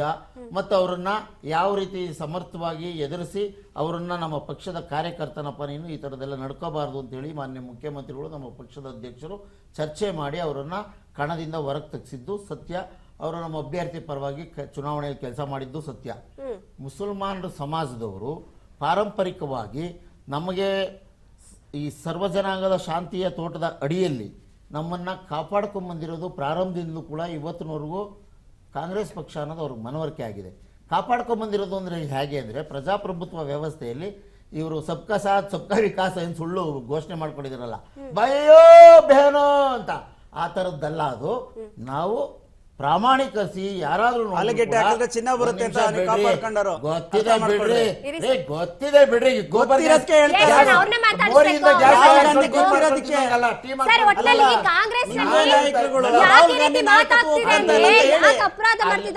ಏನಾಯ್ತು ಅಂತಂದ್ರೆ ಅದಾಗಿದ್ದ ಘಟನೆಗೆ ನಮ್ಮ ನಾಯಕರು ಅವ್ರ ಜೊತೆಗೆ ಧ್ವನಿಗೂಡಿಸಿದ್ದಂತೂ ಸತ್ಯ. ಕೊಡ್ಲಿ ಅಂತ ಕೇಳೋದು ತಪ್ಪು ಅಂತ ಎಲ್ಲಿದೆ? ಅದೇ ಬಿಜೆಪಿ ಆತರ ಕೇಳೋ ವ್ಯವಸ್ಥೆ ಎಲ್ಲ ಇದೆಯಾ? ಮಾತಾಡ್ತಾ ಹೋಗೋಣ. ಕುಮಾರ್ ಸರ್ ಇರಿ, ನೆಕ್ಸ್ಟ್ ಅವಕಾಶ ಕೊಟ್ಟಾಗ ಮಾತಾಡಿ. ಸರ್, ಎಲ್ಲವೂ ಕಡೆ ಕಾಂಗ್ರೆಸ್ ನಲ್ಲಿ ಒಳಗೇನೆ ನಡೀತಾ ಇರುವಂತಹ ಜಗಳಗಳಾಗಿರ್ಬೋದು, ಒಬ್ರನ್ನ ಮತ್ತೊಬ್ರು ಎತ್ತಿ ಇಡೋದಾಗಿರ್ಬಹುದು, ಇದೆಲ್ಲವೂ ಕೂಡ ಗೊಂದಲವನ್ನ ಉಂಟು ಮಾಡ್ತಲೇ ಇದೆ ಸರ್. ಅವರವರಲ್ಲೇ ನಾಯಕರಲ್ಲೇ ಗೊಂದಲಗಳು ಉಂಟಾಗ್ತಾ ಇದೆ. ಮೇಡಮ್, ಇದರಲ್ಲಿ ಈಗ ಜಮೀರ್ ಅಹಮದ್ ತಟಸ್ಥವಾಗಿದ್ರ, ಸಕ್ರಿಯವಾಗಿದ್ರ, ಜಬ್ಬಾರ್ ಅವ್ರು ಏನು ಮಾಡಿದ್ರು, ಸಾದಿಕ್ ಪೈಲ್ವಾನ್ ಏನು ಮಾಡಿದ್ರು, ಇದರ ಆಚೆಗಿನ ಒಂದೆರಡು ಗಹನವಾದ ವಿಚಾರಗಳಿವೆ. Yes sir. ನಾನು ಕಾಂಗ್ರೆಸ್ನ ಸ್ನೇಹಿತರು ಕೇಳೋದೇನೆಂದರೆ, ನಿಮ್ಮ ಪಕ್ಷದಲ್ಲಿ ಎಷ್ಟು ಹೈಕಮಾಂಡ್ಗಳಿವೆ? ಚುನಾವಣೆ ಘೋಷಣೆ ಆಗುತ್ತೆ, ಶೆಡ್ಯೂಲ್ ನಾಮಪತ್ರ ಹಾಕೋದು, ವಾಪಸ್ ತೆಗೆದುಕೊಳ್ಳೋದು, ದಿನಾಂಕಗಳು ಅನೌನ್ಸ್ ಆಗುತ್ತೆ. 126 ವರ್ಷಗಳ ಇತಿಹಾಸ ಇರುವಂಥ ಒಂದು ಅತಿ ದೊಡ್ಡ ಪಕ್ಷ, 26 ವರ್ಷದ ಒಬ್ಬ ಹುಡುಗ ಕಾಂಗ್ರೆಸ್ ಪಕ್ಷದ ಅನುಮೋದನೆ ಬರುವುದಕ್ಕೆ ಮೊದಲೇ ಹೋಗಿ ನಾಮಿನೇಷನ್ ಹಾಕ್ತಾರೆ. ಹೌದು. ಬಿ ಫಾರಂ ತಗೊಳ್ಳೋಕೆ ಮೊದಲೇ. ಈಗ ಅವರು ವಾಡಿಕೆ ಏನು ಹೇಳಿದರು, ಯಾರೇ ಒಬ್ಬ ಶಾಸಕ ಅಥವಾ ಒಬ್ಬರು ನಿಧನ ಆದರೆ ಅಕಾಲಿಕವಾಗಿ ಅವರ ಕುಟುಂಬದವರೊಬ್ಬರಿಗೆ ಟಿಕೆಟ್ ಕೊಡೋದು ನಮ್ಮ ಪಕ್ಷದ ವಾಡಿಕೆ ಅಂತ. ಅದು ಅವರ ಅಭ್ಯಾಸ, ಅದು ಅದ್ರ ಬಗ್ಗೆ ಏನು ಪ್ರಶ್ನೆ ಇಲ್ಲ. ಅವರಿಗೆ ಪಕ್ಷದ ಅನುಮತಿ ಪಡೆದು ಬಿ ಫಾರಂ ತಗೊಂಡು ನಾಮಿನೇಷನ್ ಹಾಕುವ ತನಕ ವ್ಯವಧಾನ ಇಲ್ಲ, ಮೊದಲೇ ನಾಮಿನೇಷನ್ ಹಾಕ್ತಾರೆ ಅವರು. ಅಂದರೆ ಕಾಂಗ್ರೆಸ್ ಪಕ್ಷಕ್ಕೆ ಡೆಲ್ಲಿಲಿ ಒಂದು ಹೈಕಮಾಂಡ್ ಇದೆ, ಬೆಂಗಳೂರಿನಲ್ಲಿ ಒಂದು ಹೈಕಮಾಂಡ್ ಇದೆ, ದಾವಣಗೆರೆನಲ್ಲಿ ಒಂದು ಹೈಕಮಾಂಡ್ ಇದೆ. ಇದನ್ನ ಅರ್ಥ ಮಾಡ್ಕೋಬೇಕಾಗಿರೋದು. ಅಂದರೆ ಇವರಿಗೆ ಮತದಾರರ ಒಲವು ನಿಲುವುಗಳಿಗಿಂತ ಹೆಚ್ಚಾಗಿ ಹಿತಾಸಕ್ತಿಗಳ ಒಂದು ರಕ್ಷಣೆ, ಅವರವ್ರ ಹಿತಾಸಕ್ತಿಗಳನ್ನ ಮಾಡ್ಕೋಬೇಕು ಅನ್ನೋದು ಒಂದು ಆಯಾಮ ನಮ್ಗೆ ಕಾಣ್ತಾ ಇದ್ದಿದ್ದಾರೆ. ಎರಡನೇದು BJP ವಿಚಾರ ಹೇಳ್ತೀನಿ. ಅವರು ಸಾದಿಕ್ ಪೈಲ್ವಾನ್ಗೆ ಕೊಡಬೇಕಾಗಿತ್ತು, 80,000 ಮುಸ್ಲಿಂ ಮತದಾರರಿದ್ದಾರೆ, ಮುಸ್ಲಿಮರನ್ನ ಕಡೆಗಣಿಸ್ತಾ ಇದ್ದಾರೆ ಅಂತ BJP ಬಹಳ ಜನ ಮಾತಾಡಿದರು. ಸರ್, ನೀವು ನಾನು ಮಾತ್ರ ಬರ್ತೀನಿ. 2023 ಚುನಾವಣೆಯಲ್ಲಿ 224 ವಿಧಾನಸಭಾ ಕ್ಷೇತ್ರದಲ್ಲಿ ಎಷ್ಟು ಜನ ಮುಸ್ಲಿಮರು ತಾವು ಟಿಕೆಟ್ ಕೊಟ್ಟಿದ್ದೀರಿ? ಎಷ್ಟು ಜನ ಮುಸ್ಲಿಮರು ಟಿಕೆಟ್ ಕೊಟ್ಟಿದ್ದೀರಿ ನೀವು? ನಿಮ್ಮ ಪಕ್ಷದ ನಾಯಕ ಹೇಳ್ತಾರೆ, ನಮ್ಮ ಪಾರ್ಟಿಲಿ ಬಂದು ಕಸ ಗುಡಿಸಿ, ನೀವು ಮುಸ್ಲಿಮರನ್ನ ದೇಶ ಬಿಟ್ಟು ಓಡಿಸಿ ಅನ್ನೋದು, ಎಲ್ಲ ವಿಚಾರಕ್ಕೂ ತಂದು ಕೋಮುವಾದನ ತಂದು ಕರ್ನಾಟಕದ ಶಾಂತಿ ಸಹಬಾಳ್ವೆಯನ್ನು ಬಹಳ ಮಟ್ಟಿಗೆ BJP, RSS, ಬಜರಂಗ್ ದಳದವರು ನಾಶ ಮಾಡಿದ್ದೀರಿ ನೀವು. ನಿಮ್ಮಿಬ್ಬರು ಪಕ್ಷದವ್ರು ನಾನು ಕೇಳ್ತಾ ಇದ್ದೀನಿ, ನಿಮಗೆ ಜವಾಬ್ದಾರಿ ಇದೆಯಾ ನಿಮಗೆ? ದಾವಣಗೆರೆ ಒಂದು ಕಾಲದಲ್ಲಿ ಕರ್ನಾಟಕದ ಮ್ಯಾಂಚೆಸ್ಟರ್ ಅಂತ ಹೆಸರಾಗಿತ್ತು. ನೀವು ಚುನಾವಣೆ ನಡೆಸೋದಾದರೆ ಕಾಂಗ್ರೆಸ್ನವ್ರು ಯಾವ ರೀತಿ ನಡೆಸಬೇಕಾಗಿತ್ತು? ಒಕ್ಕೂಟ ಸರ್ಕಾರದಲ್ಲಿ ನರೇಂದ್ರ ಮೋದಿ ಅವರ ವೈಫಲ್ಯಗಳೇನೇನು, ಆ ಸರ್ಕಾರದ ವೈಫಲ್ಯಗಳೇನು ಅಂತ ನೀವು ಜನರ ಹತ್ರ ಹೋಗಬೇಕಾಗಿತ್ತು. ನಿಮ್ಮ ಪಕ್ಷದ ಸಾಧನೆಗಳೇನು ಈ 3 ವರ್ಷದಲ್ಲಿ ಅಂತ ನೀವು ಮತದಾರರ ಹತ್ರ ಹೋಗಬೇಕಾಗಿತ್ತು. ನೀವು BJP ಅವ್ರು ಏನು ಮಾಡಬೇಕಾಗಿತ್ತು? ಕರ್ನಾಟಕದ ಕಾಂಗ್ರೆಸ್ ಸರ್ಕಾರದ ವೈಫಲ್ಯಗಳೇನು ಅಂತ ಮತದಾರರ ಹತ್ರ ಹೋಗಬೇಕಾಗಿತ್ತು. ನರೇಂದ್ರ ಮೋದಿ ಅವರು RSSನವರ ಅಜೆಂಡಾ ಪ್ರಕಾರ ಭಾರತ ಪ್ರಕಾಶಿಸಿದೆಯಾ, ಕುಂದಿದೆಯಾ, ಕುಸಿತಾ ಇದೆಯಾ ಅನ್ನೋದನ್ನ ನೀವು ಅಲ್ಲೋಗಿ ಮಾತಾಡಬೇಕಾಗಿತ್ತು. ನೀವು ಅದಕ್ಕೆ ಬದಲಾಗಿ ನೀವು ಮತದಾರರ ವಿವೇಚನೆಯನ್ನು ಕುಗ್ಗಿಸೋ ರೀತಿಯಲ್ಲಿ ಎಲ್ಲ ಕೆಲಸಕ್ಕೆ ಬರೋದು ವಿಚಾರಗಳನ್ನೆಲ್ಲ ಇಟ್ಕೊಂಡು ಇದನ್ನು ನೀವು ಒಂದು ದೊಡ್ಡ ಅಜೆಂಡಾ ಅನ್ನೋ ರೀತಿಯಲ್ಲಿ ಚರ್ಚೆ ಮಾಡ್ತಾ ಇದ್ದೀರಾ. ನೀವು ಇವತ್ತು ದಾವಣಗೆರೆ 1,000 ಸ್ಮಾರ್ಟ್ ಸಿಟಿಗಳ 100,000 ಮಾಡ್ಕೊಂಡಿದ್ದಾರಲ್ಲ, ಒಂದು Manchester of Karnataka, Manchester city ಅಂತ ಇತ್ತೋದಕ್ಕೆ. ಮಿಲ್ಲುಗಳ ನಗರ, ಅಕ್ಕಿ ಗಿರಣಿಗಳು, ಕಾಟನ್ ಮಿಲ್ಲುಗಳು, ಎಣ್ಣೆ ಮಿಲ್ಲುಗಳಿದ್ವು. ಸುಮಾರು 20,000ಕ್ಕೂ ಹೆಚ್ಚು ಕಾರ್ಮಿಕರಿದ್ದಂತಹ ಒಂದು ಕೈಗಾರಿಕಾ ಕ್ಷೇತ್ರ ಅದು, ಆ ಪ್ರಾಂತ್ಯ ಅದು. ಅಷ್ಟು ದೊಡ್ಡ ಉದ್ದಿಮೆ ವ್ಯವಹಾರಗಳು ನಡೀತಾ ಇದ್ದು ಒಂದೊಂದಾಗಿ ಕುಸಿದು ಇವತ್ತು ಬೇರೆ ರೀತಿ ಪರಿಸ್ಥಿತಿ ಬಂದಿದೆ. ಕಾಮ್ರೇಡ್ ಪಂಪಾಪತಿ ಅಂತ ಹೇಳಿ ಒಬ್ಬರು 3 ಸಾರಿ ಶಾಸಕರಾಗಿದ್ದರು ಕಮ್ಯುನಿಸ್ಟ್ ಪಕ್ಷದವರು. ಅಂದರೆ ಅಲ್ಲಿ ಕಾರ್ಮಿಕರ ಸಂಖ್ಯೆ ಎಷ್ಟಿತ್ತು, ಅಲ್ಲಿ ಸೋಷಿಯಲ್ ಕಂಪೋಸಿಷನ್ ಯಾವ ರೀತಿ ಇತ್ತು ಅಂತ ನಾವು ಅರ್ಥ ಮಾಡ್ಕೋಬೇಕು. ದಾವಣಗೆರೆ ಬೇಕಾಗಿರುವಂತಹ ಅಲ್ಲಿನ ಜನಜೀವನಕ್ಕೆ ಒಳಿತು ಮಾಡುವಂಥ ವಿಚಾರ ಏನು ಅಂತ ಚರ್ಚೆ ಮಾಡಲೇ ಇಲ್ಲ ಎರಡು ಪಕ್ಷದವರು. ಏನು ತಿಳ್ಕೊಂಡಿದ್ದಾರೆ ಇವರು? ಇದರ ಪರಿಣಾಮ ಏನಾಗುತ್ತೆ ಅಂತಂದರೆ ಗಾಯತ್ರಿ ಅವರೇ, ಈ ಚುನಾವಣೆಯ ಫಲಿತಾಂಶ ಏನೇ ಆಗಿರಬಹುದು, BJP ಗೆಲ್ಬೋದು, ಕಾಂಗ್ರೆಸ್ ಗೆಲ್ಬೋದು, SDPIನ ಅಫ್ಸರ್ ಕೊಡ್ಲಿಪೇಟೆ ಅವರೇ ಅಕಸ್ಮಾತ್ ಗೆದ್ಬಿಡಬಹುದು, ಯಾವುದೇ ಸಾಧ್ಯತೆ ಇರಲಿ. ಕರ್ನಾಟಕದ ರಾಜಕೀಯ ಇಲ್ಲಿಂದ ಆಚೆಗೆ ಇದುವರೆಗೂ ಏನು ನಡ್ಕೊಂಬಂತಲ್ಲ ಆ ರೀತಿ ಇರೋದಿಲ್ಲ. ಮುಸ್ಲಿಮರನ್ನ, ದಮನಿತ ಸಮುದಾಯಗಳನ್ನ ಫುಟ್ಬಾಲ್ ತರ ಆಡ್ತಾ ಇದ್ರು ಎರಡು ಪಕ್ಷದವರು. ಸರ್, ಒಂದ್ ಕಡೆ ಕಾಂಗ್ರೆಸ್ನವ್ರು ಏನ್ ಅನ್ಕೊಂಡ್ಬಿಟ್ಟಿದ್ದಾರೆ ಅನ್ಸುತ್ತೆ ಅಂದ್ರೆ, ಮುಸ್ಲಿಂ ಅವರು ಏನೇ ಮಾಡಿದ್ರು ಕೂಡ ಅಡ್ಜಸ್ಟ್ ಮಾಡ್ಕೋತಾರೆ ಬಿಡು, ಅವರು ಬೇರೆ ಆಯ್ಕೆ ಎಲ್ಲ ನಮಗೆ ಮತದಾನ ಮಾಡ್ತಾರೆ, ಅವರು ಓಟ್ ನಮಗೆ ಬರುತ್ತೆ, ಒಂದು ವೋಟ್ ಬ್ಯಾಂಕ್ ಅನ್ನೋದಿತ್ತಲ್ಲ, ಇಲ್ಲಿಂದ ಆಚೆಗೆ ಈ ಭ್ರಮೆ ಕಳಚ್ಕೊಳ್ಳುತ್ತೆ. ಕರ್ನಾಟಕದ ಮುಸ್ಲಿಂ ಮತದಾರರು ಬಹುದೊಡ್ಡ ಸಂಖ್ಯೆಯಲ್ಲಿದ್ದಾರೆ. ಅವರು ನಾವು ಗಮನಿಸ್ಕೋಬೇಕು. 1 ಕೋಟಿಯಷ್ಟು ಜನಸಂಖ್ಯೆ ಇದ್ದಾರೆ. ಅವರು ಬಹಳ ಅವರು ಅನಕ್ಷರತೆ, ಬಡತನ, ಅಸಹಾಯಕತೆ ಭಾಳ ರೀತಿಯಲ್ಲಿ ತೊಂದರೆ ಅನುಭವಿಸ್ತಾ ಇದ್ದಾರೆ. ಅವರು BJPಯ ದಾಳಿಯಿಂದಾಗಿ ನೊಂದಿದ್ದಾರೆ, ಕಾಂಗ್ರೆಸ್ನವರ ನಿರ್ಲಕ್ಷ್ಯದಿಂದಾಗಿ ನೊಂದಿದ್ದಾರೆ. ಅವರು ಈ ಚುನಾವಣೆ ಕರ್ನಾಟಕದ ರಾಜಕೀಯ ಸಮೀಕರಣದಲ್ಲಿ ಒಂದು ಹೊಸ ಆಟಗಾರರ ಉದಯಕ್ಕೆ ನಾಂದಿ ಆಡುತ್ತೆ. ಇದು ಒಂದು ಹೊಸ ರಾಜಕೀಯ ಸಮೀಕರಣಕ್ಕೆ ಅವಕಾಶ ಮಾಡಿಕೊಡುತ್ತೆ. ನಾನು ಹೇಳಿದ ಎರಡೂ ಪಕ್ಷದವರು ಇದನ್ನ ಎಚ್ಚರಿಕೆಯಿಂದ ಗಮನಿಸಬೇಕು. ಫುಟ್ಬಾಲ್ ತರ ಆಡ್ತಿದ್ರಲ್ಲ ಮುಸ್ಲಿಮರನ್ನ, ಅವ್ರು ಫುಟ್ಬಾಲ್ ಆಗೋದಿಲ್ಲ ಇಲ್ಲಿಂದ ಆಚೆಗೆ, ಅವ್ರು ಫುಟ್ಬಾಲ್ ಪ್ಲೇಯರ್ ಆಗ್ತಾರೆ ಇಲ್ಲಿಂದ ಆಚೆಗೆ. ಒಂದು ಹೊಸ ಸಮೀಕರಣಕ್ಕೆ ಅವಕಾಶ ಮಾಡಿಕೊಡ್ಬಹುದು ಇದು. ಹಾಗಾಗಿ ಯಾರೋ ಒಬ್ಬ ವ್ಯಕ್ತಿಯೇ ಕಾರಣ, ಒಂದು ಘಟನೆ ಕಾರಣ ಅಂತ ಅಲ್ಲ. ಈ ಚುನಾವಣೆ ನಾವು ನೋಡಬೇಕಾಗಿರುವಂಥದ್ದು, ಚುನಾವಣೆಯ ಪೂರ್ವದಲ್ಲಿ ಏನೇನಾಯಿತು, ಈ ಥರದ್ದು ಏನು ಅವ್ರನ್ನ ಅಭ್ಯರ್ಥಿನ ನಿರ್ಲಕ್ಷ್ಯ ಮಾಡಿದ್ರು, ಹೌದು. ಅವರು ಕುಟುಂಬದವ್ರು ಹೋಗಿ ಅವರೇ ಮೊದಲೇ ನಾಮಿನೇಷನ್ ಹಾಕಿದ್ರು, ಜಮೀರ್ ಅವರು ಹೋಗ್ಲಿಲ್ಲ, ಸಾದಿಕ್ ಪೈಲ್ವಾನ್ ಅವ್ರನ್ನ ಏನೋ ಸಮಾಧಾನ ಇತ್ಯಾದಿಗಳೆಲ್ಲ ಇದೆಯಲ್ಲ, ಇದರ ಆಚೆಗೆ ದಾವಣಗೆರೆ ಮತದಾರರೇ ಏನು ಯೋಚನೆ ಮಾಡ್ತಿದ್ದಾರೆ, ಏನು ಮಾತಾಡ್ತಾ ಇದ್ದಾರೆ. ಆಮೇಲಾದ್ರೂ ಅಭ್ಯರ್ಥಿಗಳದೆಲ್ಲ ಅಂತಿಮಗೊಳ್ತಲ್ಲ, ಆಮೇಲಾದ್ರೂ ಹೋಗಿ ಇವರ ಸಾಧನೆಗಳನ್ನ ತೋರಿಸಿ ಓಟ್ ತಗೊಂಡಿದ್ದಾರೆ. ಇವರು ಹಣ ಹಂಚಿ ಓಟ್ ತಗೊಂಡಿದ್ದಾರೆ, ಹಣ ಹಂಚಿ ಓಟ್ ತಗೊಂಡಿದ್ದಾರೆ ಇವರು. ಇಬ್ರು ಅಷ್ಟೇ ಸರ್. ಯಾವ ನೈತಿಕತೆ ಇದೆ ಎರಡು ಪಕ್ಷದವ್ರಿಗೆ? ನಾವು ಕರ್ನಾಟಕದ ಜನತೆಗೆ ಒಳಿತು ಮಾಡ್ತೀವಿ ಅಂತ ಹೇಳುವಷ್ಟು ನೈತಿಕತೆ, ಆ ಶಕ್ತಿ ಉಳಿಸ್ಕೊಂಡಿದ್ದಾರೆ ಇವರು. ಇದನ್ನ ಈ ಸ್ನೇಹಿತರು ಇದನ್ನ ಮಾತಾಡಬೇಕು. ಜಮೀರ್ ಏನ್ ಮಾಡಿದ್ರು, ಸಾದಿಕ್ ಪೈಲ್ವಾನ್ ಏನ್ ಮಾಡಿದ್ರು ಅಂತಲ್ಲ. ಈಗ ಇವರೇನೆ ಬಸವನಗೌಡ ಪಾಟೀಲ್ ಯತ್ನಾಳ್, ಈಗ ಕುಮಾರ್ ಅವರು ಹೇಳಿದ್ರು, ಇವಾಗ ಪಕ್ಷದಿಂದ ಉಚ್ಚಾಟನೆ ಮಾಡಿದಿರ ಅವರನ್ನ. ನಿಮ್ಮ ಪಕ್ಷದ ಮುಖಂಡರ ಬಗ್ಗೆ ಹಾದಿ ಬೀದಿನಲ್ಲಿ ಅಸಭ್ಯ ರೀತಿಯಲ್ಲಿ ಮಾತಾಡಿರುವಂಥ ವ್ಯಕ್ತಿ ಅವರು, ನಾಯಕ ಅವರು. ಅವ್ರನ್ನ ಕರ್ಕೊಂಬಂದು ಪ್ರಚಾರ ಮಾಡಿಸ್ತೀರಿ. ನಿಮ್ಮ ಮನೆಯಲ್ಲಿ ಇಷ್ಟು ಆಂತರಿಕ ಸಂಘರ್ಷ ಬೇಗುದಿ ಇದೆ ನಿಮ್ಮ ಪಕ್ಷದಲ್ಲಿ, ನೀವು ಕಾಂಗ್ರೆಸ್ ಪಕ್ಷದವ್ರ ಬಗ್ಗೆ ಮಾತಾಡ್ತೀರಿ. ನಿಮ್ಮ ಪಕ್ಷದಲ್ಲಿ ಒಬ್ಬರಿಗೂ ಒಂದು ಟಿಕೆಟ್ ಕೊಡೋದಿಲ್ಲ, ನೀವು ಮುಸ್ಲಿಮರಿಗೆ ಟಿಕೆಟ್ ಕೊಟ್ಟಿಲ್ಲ ಅಂತ ಕಾಂಗ್ರೆಸ್ನವರು. ಸರ್, ಮುಸ್ಲಿಂಗೆ ಟಿಕೆಟ್ ಕೊಟ್ಟಿಲ್ಲ ಅನ್ನೋ ವಿಚಾರಕ್ಕೆ ಯಡಿಯೂರಪ್ಪ ಅವರು ಫಸ್ಟ್ ಸಿಎಂ ಆಗ್ತಾರಲ್ಲ, ಅವಾಗ ಮುಮ್ತಾಜ್ ಅಲಿ ಖಾನ್ ಅವರಿಗೆ ಕರ್ಕೊಂಬಂಡು MLC ಮಾಡ್ತಾರೆ. ಅದೊಂದು ಬಿಟ್ಟರೆ ಬೇರೆ ಉದಾಹರಣೆಗಳು ಸಚಿವರನ್ನು ಕೂಡ ಮಾಡ್ತಾರೆ. ಇವತ್ತು ಮುಸ್ಲಿಮರು ಅತಿ ಹೆಚ್ಚಿನದಾಗಿ ನಂಬ್ಕೊಂಡಿರ್ತಕ್ಕಂಥದ್ದು ಕಾಂಗ್ರೆಸ್. ಇವತ್ತು BJP ಅನ್ನೋ ಗುಮ್ಮನ ಇವತ್ತು ನೀವು ಆ ಕಡೆ ಕೋಟ್ ಹಾಕ್ಬಿಟ್ರೆ ನಿಮ್ಮನ್ನ ಎಲ್ಲೋ ಒಂದ್ ಕಡೆ ಇವ್ರು ಹೇಳ್ತಾ ಇದ್ರಲ್ಲ, ಎಲ್ಲೋ ಒಂದ್ ಕಡೆ ಹತ್ಯೆ ತರ ಒಂದು ಬೆದರಿಕೆಯನ್ನು ಮಾಡ್ತಾ ಇದಾರೆ. ನಾವು ಮಾಡ್ತಾ ಇರ್ತಕ್ಕಂಥದ್ದಲ್ಲ ಸರ್, ಬೆದರಿಕೆ ಹೊಡ್ತಾ ಇರ್ತಕ್ಕಂಥದ್ದು ಕಾಂಗ್ರೆಸ್ನವರು. BJPಯ ಗುಮ್ಮ ತೋರಿಸ್ಕೊಂಡು ಇಲ್ಲಿವರೆಗೂ ಇವರು ಏನು ಓಟ್ ಹಾಕ್ಸ್ಕೊಂತ ಇದ್ರಲ್ಲ, ಇವತ್ತೇನು ಅದೇ ಮುಸ್ಲಿಂ ಜನಾಂಗ ಇವತ್ತು ಬದಲಾವಣೆ. ಸರ್, ನಾವು ಯಾವತ್ತೂ ವಿರೋಧ ಮಾಡಿರ್ತಕ್ಕಂಥದ್ದಲ್ಲ. ಕೇಳಿಸ್ಕೊಳ್ಳಿ, ನಿಮಗೆ ಮಾಹಿತಿ ಇಲ್ಲ ಅನ್ಸುತ್ತೆ ಅಷ್ಟೇ. ಬಾಯಿ ಮುಚ್ಕೊಂಡು ಕೂತ್ಕೊಳ್ರಿ ಸ್ವಲ್ಪ. ಕಾಂಗ್ರೆಸ್ನವ್ರಿಗೆ ಇವತ್ತು ಕಾಂಗ್ರೆಸ್ ಸರಿ ಇಲ್ಲ, ಕಾಂಗ್ರೆಸ್ಗೆ ನಾವು ಇಷ್ಟು ದಿನದಿಂದ ಓಟ್ ಹಾಕ ಬಂದ್ವಿ, ನಮ್ಗೆ ಅನ್ಯಾಯ ಮಾಡಿದೆ ಅಂತ ಹೇಳ್ತಾ ಇರ್ತಕ್ಕಂಥದ್ದು ಮುಸ್ಲಿಂ ಜನತೆ. ಇವತ್ತು ಬದಲಾವಣೆ ಬಯಸ್ತಾ ಇರ್ತಕ್ಕಂಥದ್ದು ಅದೇ ಮುಸ್ಲಿಂ ಜನತೆ.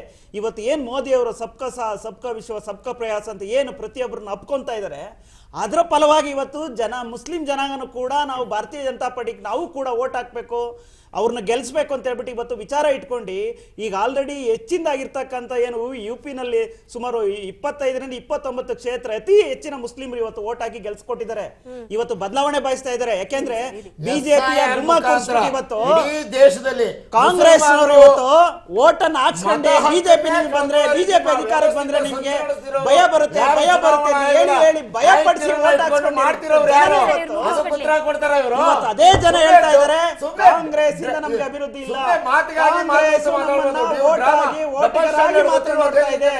ಮತದಾರರಾಗಿ ನೋಡ್ತಾ ಇದೆ, ನಾವು ಅಭಿವೃದ್ಧಿ ಆಗ್ಬೇಕಾಗಿಲ್ಲ, ಶಿಕ್ಷಣ ಪಡಿಬೇಕಾಗಿಲ್ಲ. 60-65 ವರ್ಷಗಳ ಕಾಲ ಏನು ಮಾಡ್ಕೊಡ್ತಾರೆ.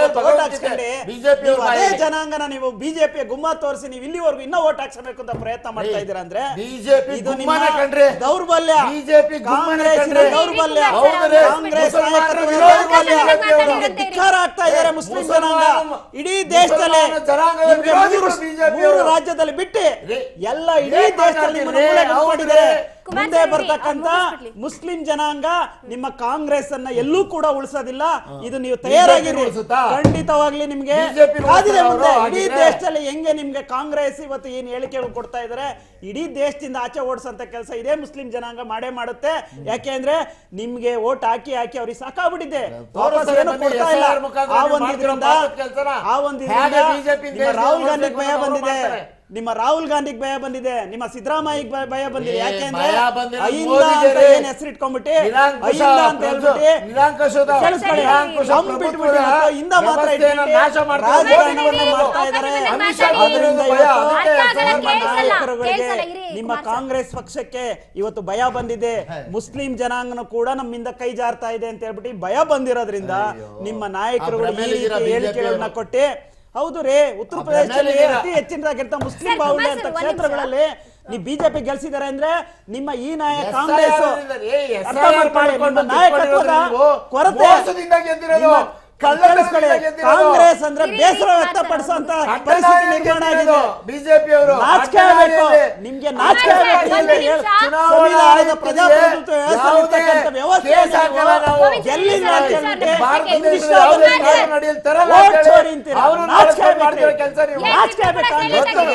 ಯೋಗ್ಯತೆ ಇಲ್ದಲ್ಲ ಇವತ್ತು ನಾನು ಕೆಲಸ ಮಾಡಿದ್ದೀನಿ, ಗ್ಯಾರಂಟಿ ಕೊಟ್ಟಿದ್ದೀನಿ, ಜನ ಓಟ್ ಹಾಕ್ಬೇಕಾಯ್ತು. ನೀವು ಇವತ್ತು ಚುನಾವಣೆ ಪ್ರಚಾರಕ್ಕೆ ಹೋಗಂಗಿಲ್ಲ, ಪ್ರಚಾರಕ್ಕೆ ಹೋಗಂಗಿಲ್ಲ. ಯೋಗ್ಯತೆ ಏನು ಅಂತ ಹೇಳ್ಬಿಟ್ಟು ದಾವಣಗೆರೆ ದಕ್ಷಿಣದ ಮತದಾರರು ಬಾಗಲಕೋಟೆ ಜನ ನಿಮಗೆ ಕರ್ನಾಟಕದ ರಾಜಕೀಯದ ದಿಕ್ಕನ್ನ ಬದಲಿಸ್ತಾ ಇದೆ. ನಿಮ್ಮ ಯೋಗ್ಯತೆ ಸರಿ ಇಲ್ಲ ಅಂತ ಹೇಳ್ಬಿಟ್ಟು ಆರೋಪ ಮಾಡ್ತಾ ಇದೆ. ನೀವು ಒಪ್ಕೊಳ್ಳಿ, ನೀವು ಒಪ್ಕೊಳ್ಳೋಂತ ಯೋಗ್ಯತೆ ಇಟ್ಕೊಂಡಿಲ್ಲ ಸಮುದಾಯ. ನಾಚಿಕೆ ಆಗ್ಬೇಕು ಕಾಂಗ್ರೆಸ್, ನಾಚಿಕೆ ಆಗ್ಬೇಕಾಗಿರೋದು ಬಿಜೆಪಿಗೆ. 11 ವರ್ಷದಿಂದ ಜನಕ್ಕೆ ಗೊತ್ತಾಗಿದೆ, ಈ ದೇಶದ ಜನತೆ ಈ ದೇಶವನ್ನು ಹೇಗೆ ಕಾಪಾಡ್ತಾ ಇದೆ ಜನಕ್ಕೆ ಗೊತ್ತಾಗಿದೆ. ಮೋದಿ ಅವರ ನೇತೃತ್ವದ ನಾಯಕತ್ವದ ಸ್ವಲ್ಪ ಅವಕಾಶ ಕೊಡಿ, ಅವಕಾಶ ಇವತ್ತು ಅರ್ಥ ಮಾಡ್ಕೊಳ್ರಿ. ಜನ ಕೊಡ್ತಾ ಇರ್ತಕ್ಕಂಥದ್ರಿ, ನಿಮ್ಮ ಯೋಗ್ಯತೆ ಏನಂತ ಜನ ಅಳತೆ ಮಾಡ್ತಾ ಇದಾರೆ. ಪ್ರಜಾಪ್ರಭುತ್ವ ವ್ಯವಸ್ಥೆ ನಾಶ. ಜಮೀರ್ ಅಹ್ಮದ್ ಖಾನ್ ಅವರು ಯಾಕೆ ಪ್ರಚಾರಕ್ಕೆ ಬಂದಿರ್ಲಿಲ್ಲ? ಅವರು ಹೇಳಿದ್ರು ಕೇರಳದಲ್ಲಿ ಬಿಸಿ ಇದ್ರು ಅಂತ.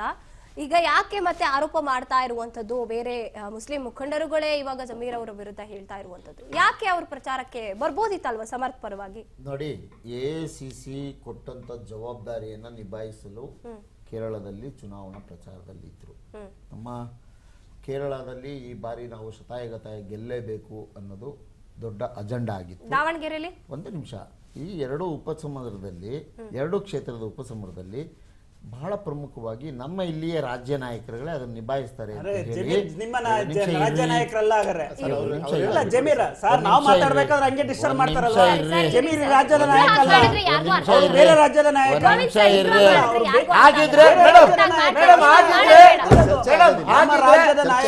ಸಾದಿಕ್ ಪೈಲ್ವಾನ್ ಅವ್ರಿಗೆ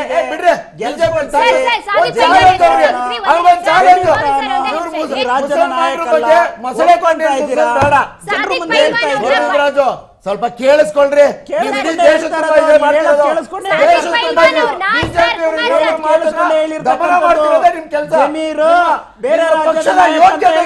ಪ್ರಧಾನಮಂತ್ರಿಗಳು ಒಂದು ಪ್ರೆಸ್ ಮೀಟ್ ಮಾಡಕ್ಕಾಗಿಲ್ಲ.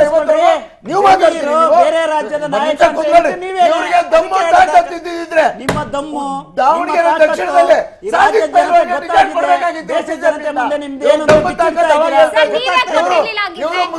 ಬಗ್ಗೆ ಇರೋ ಮಸಳೆ ಕಣ್ಣೀರು ಸೂಸೋದನ್ನ ನಾವು ನೋಡ್ತಾ ಇದ್ದೀವಿ. ಮುಸ್ಲಿಂ ಹೆಣ್ಣು ಮಕ್ಕಳನ್ನ ತ್ರಿವಳಿ ತಲಾಕ್ ಬಗ್ಗೆ ನಿಮ್ ಬಾಯಲ್ಲಿ ಬರೋದು ಪಾಕಿಸ್ತಾನ, ಮುಸಲ್ಮಾನ, ಪಾಕಿಸ್ತಾನಕ್ಕೆ ಜೈ ಅನ್ಸಿ ಹಾಳು ಮಾಡ್ತಾರೆ ನೀವು. ಪ್ರಧಾನಮಂತ್ರಿಗಳಾದ್ಮೇಲೆ 3 ಸಾರಿ ಪಾಕಿಸ್ತಾನಕ್ಕೆ ಹೋಗಿ ಬಿರಿಯಾನಿ ತಿನ್ಕೊಂಡ್ರೆ ಪಾಕಿಸ್ತಾನಕ್ಕೆ ಹಾಳು ಮಾಡ್ತಾರೆ ನಿಮ್ಮ ಕಾಂಗ್ರೆಸ್ ನಾನು ಮಾತಾಡ್ತಿರೋ ವಿಷಯದ ಮಧ್ಯಪ್ರವೇಶ ಮಾಡಿ ನಾನ್ ಮಾತಾಡಿದ್ದಲ್ಲ ರೀ, ನೀವ್ ಹೇಳೋದಕ್ಕೆ ಪ್ರಶ್ನೆ ಹೇಳ್ತಾ ಇದ್ರು. ಅವಕಾಶ ಬಂದಾಗ ಮಾತಾಡಿ. ಅವಕಾಶ ಅವ್ರಿಗೂ ಜ್ಞಾನ ಇರ್ಬೇಕಲ್ವಾ? ಅವ್ರಿಗೂ ಜ್ಞಾನ ಇರ್ಬೇಕಲ್ವಾ?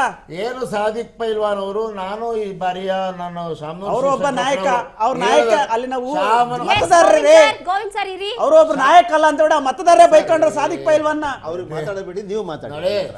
ಅವ್ರಿಗೆ ಅರಿವು ಇರ್ಬೇಕಲ್ವಾ ಸರ್? ಶಾಮನೂರು ಶಿವಶಂಕರ್ ನಮ್ಮ ನಂತರದಲ್ಲಿ ಮುಸಲ್ಮಾನರಿಗೆ ಅವಕಾಶ ಕೊಡ್ಲಿಲ್ಲ ಅಂತ ಹೇಳಿ ಅಭಿಪ್ರಾಯ ವ್ಯಕ್ತಪಡಿಸೋಗಿದ್ರು. ಅದ್ರ ಪ್ರಕಾರ ಸಾದಿಕ್ ಪೈಲ್ವಾನ್ ಅವರು ಅವ್ರಿಲ್ಲ, ನಮಗ್ ಕೇಳ್ತಾವ್ರ, ನಮಗ್ ಟಿಕೆಟ್ ಕೊಡ್ಲಿಲ್ಲ ಅಂತ ಬಿಜೆಪಿ ಕೇಳಿದ್ರು. ಅವರು ನಿಮ್ಗೆ ಕೇಳಿರ್ತಕ್ಕಂಥದ್ದು ಅದಕ್ಕೆ ಉತ್ತರ ಕೊಡಿ. ಗೋವಿಂದ್ ಸರ್ ಇರಿ ಸರ್.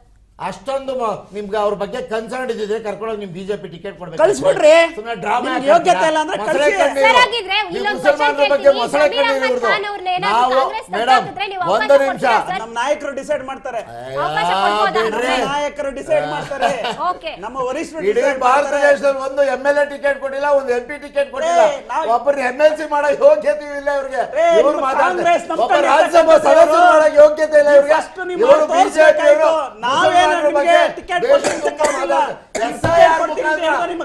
ಮುಸಲ್ಮಾನ ಜನಾಂಗದ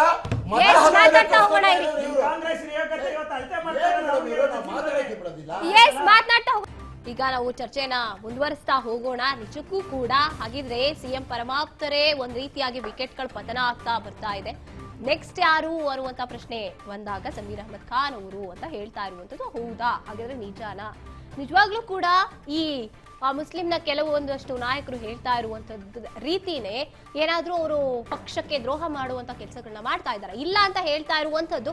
ಎಸ್, ಮಾತನಾಡ್ತಾ ಹೋಗೋಣ, ಕೊನೆದಾಗ ಆನ್ಸರ್ ಸಿಗುತ್ತಾ ನೋಡ್ತಾ ಹೋಗೋಣ. ಎಸ್, ರಾಜಕೀಯ ವಿಶ್ಲೇಷಕರನ್ನ ನಾನು ಮುಂದಿನ ಪ್ರಶ್ನೆ ಕೇಳ್ತೀನಿ. ಸರ್, ಇವಾಗ ಏನಾಗ್ತಿದೆ ಅಂದ್ರೆ ಈ ಕಡೆ ಸಿಎಂ ಮತ್ತೆ DCM ಮಧ್ಯೆನೂ ಕೂಡ ಕುರ್ಚಿ ಕಿತ್ತಾಟ ನಡೀತಾ ಇರುವಂತದ್ದು ಅವಾಗಿಂದನೂ ಕೂಡ ನಡ್ಕೊಂಡು ಬರ್ತಾನೆ ಇದೆ.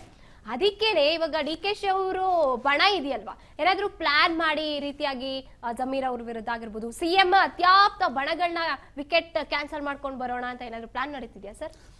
ಇದು ಬಣ ರಾಜಕೀಯ ಅನ್ನೋದನ್ನ ಈ ಊಹಾಪೋಹಗಳನ್ನ ನಾನು ಮಾಡಕ್ ಹೋಗೋದಿಲ್ಲ. ಯಾಕೆಂದ್ರೆ ಯಾವುದೇ ಪಕ್ಷದಲ್ಲಿ ಸಹಜವಾಗಿ ಒಂದು ಗುಂಪುಗಾರಿಕೆ ಇದು ಹೊಸದೇನಲ್ಲ. ಇದು ಕಾಂಗ್ರೆಸ್ನಲ್ಲೂ ಇದೆ, ಬಿಜೆಪಿನಲ್ಲೂ ಇದೆ.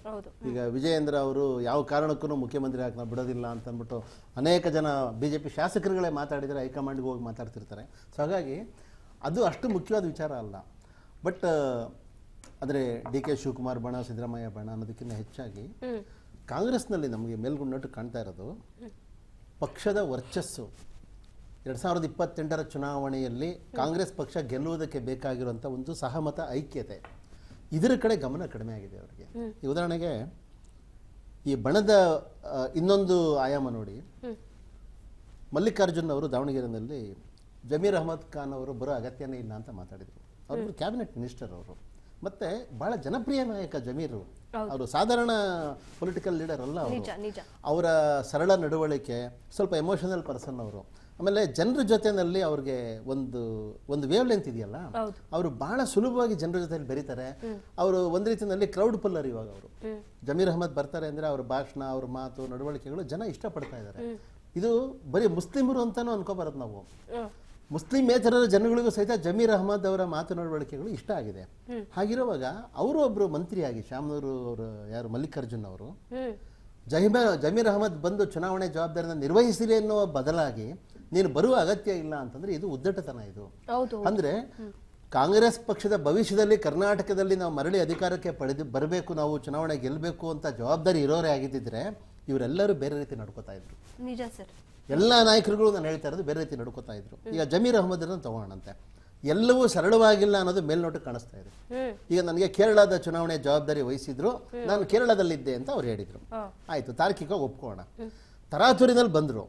ತರಾತುರಿನಲ್ಲಿ ಬಂದು ಹುಬ್ಳಿನಲ್ಲಿ ಏರ್ಪೋರ್ಟಲ್ಲಿ ಇಳಿದು ದಾವಣಗೆರೆಗೆ ಹೋದ್ರು.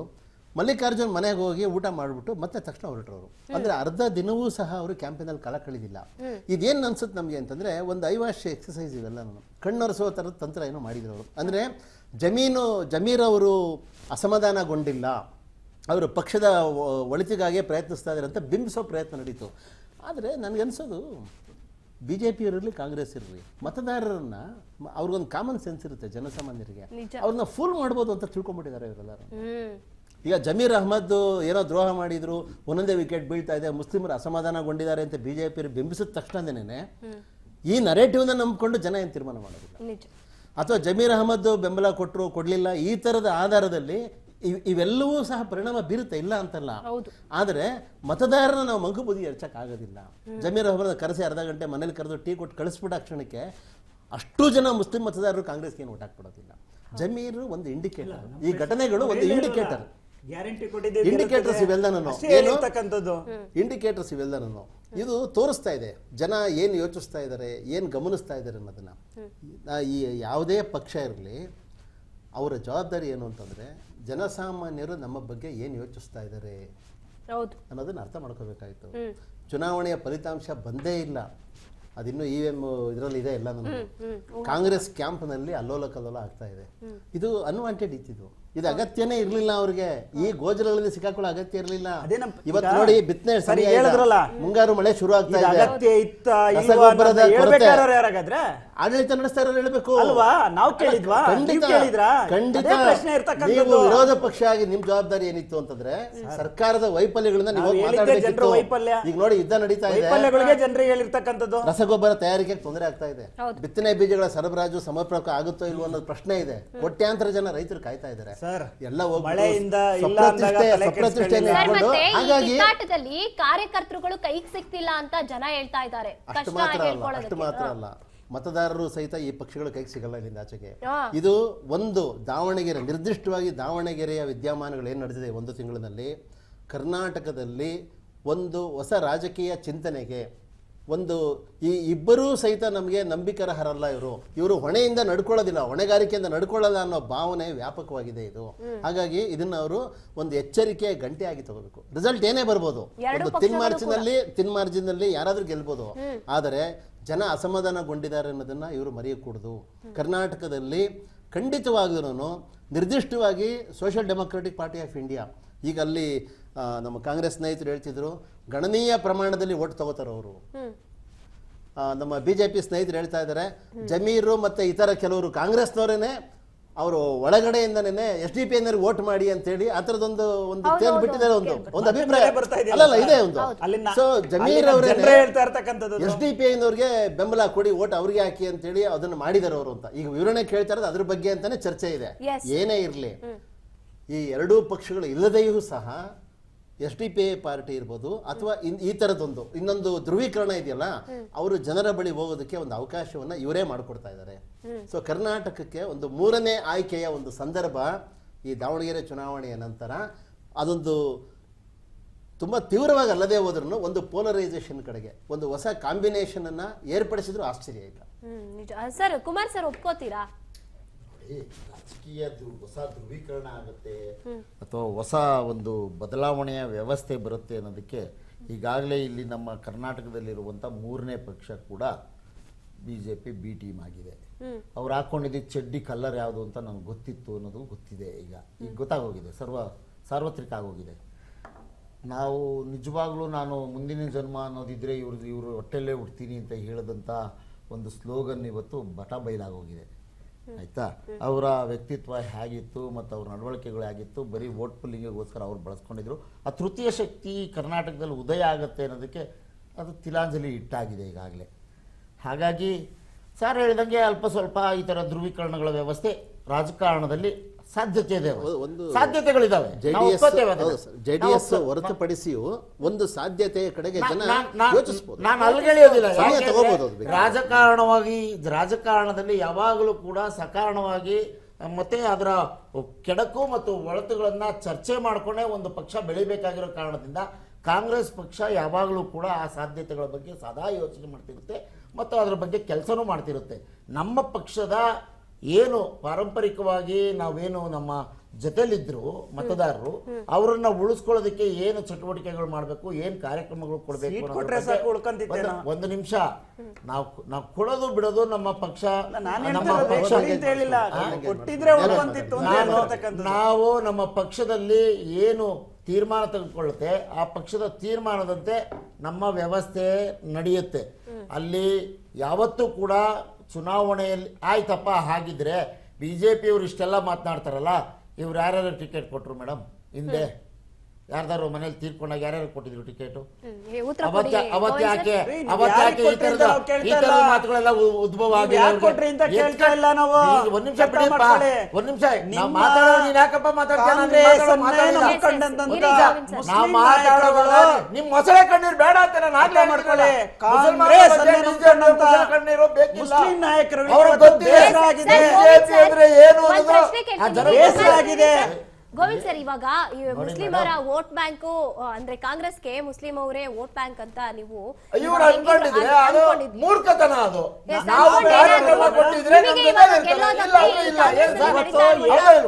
ಯಾವುದೇ ಸಮಾಜ ಫೈನಲ್ ಆಗಿ ಯಾವುದೇ ಸಮಾಜ ನಾವು ಆ ಸಮಾಜಕ್ಕೆ ಒಳಗಾಗುವ ಕಾರ್ಯಕ್ರಮ ಕೊಟ್ರೆ ನಮ್ ಜೊತೆ ಇರ್ತಾರೆ, ಇಲ್ಲಾಂದ್ರೆ ಇರಲ್ಲ. ಹೇಳಿರ್ತಕ್ಕಂಥದ್ದು ನಾವು ನಂಬ್ಕೊಂಡಿದ್ದೇ ಕಾಂಗ್ರೆಸ್ ಅಂತ. ಇವತ್ತು ಅನ್ಯಾಯ ಆಗಿರೋದು ಕಾಂಗ್ರೆಸ್ ಇಂದಲೇ ಹೇಳ್ತಾ ಇರ್ತಕ್ಕಂಥದ್ದು ಅದೇ ಸಮುದಾಯದ ನಾಯಕರುಗಳು. ನಮ್ ಜೊತೆ ನಿಲ್ಲಿ ಸಿಕ್ಕೇ ಸಿಗುತ್ತೆ. ಸರ್, ಈಗ ಒಂದು ಚಾಲೆಂಜ್ ಆಗಿದೆ, 50 ಜನ ನಾಯಕರುಗಳು ನಮ್ಮ ಪಕ್ಷದ ಜೊತೆ ಎಲ್ಲವೂ ಕೂಡ ಸಿಗುತ್ತೆ. ಖಂಡಿತವಾಗ್ಲೂ ಕೊಡ್ತಾರೆ. ನಮ್ಮ ಈಶ್ವರಪ್ಪನವರ ಹೇಳಿಕೆಗೆ ವಿಷಾದ ವ್ಯಕ್ತಪಡಿಸಿ ಕೆಲಸ ಮಾಡ್ತೀನಿ ಅಂದ್ರೆ ಖಂಡಿತವಾಗ್ಲೂ ಮುಸ್ಲಿಮ್ರಿಗೂ ಸಿಗುತ್ತೆ, ಇನ್ನೊಬ್ರಿಗೂ ಸಿಗುತ್ತೆ, ಮತ್ತೊಬ್ರಿಗೂ ಸಿಗುತ್ತೆ.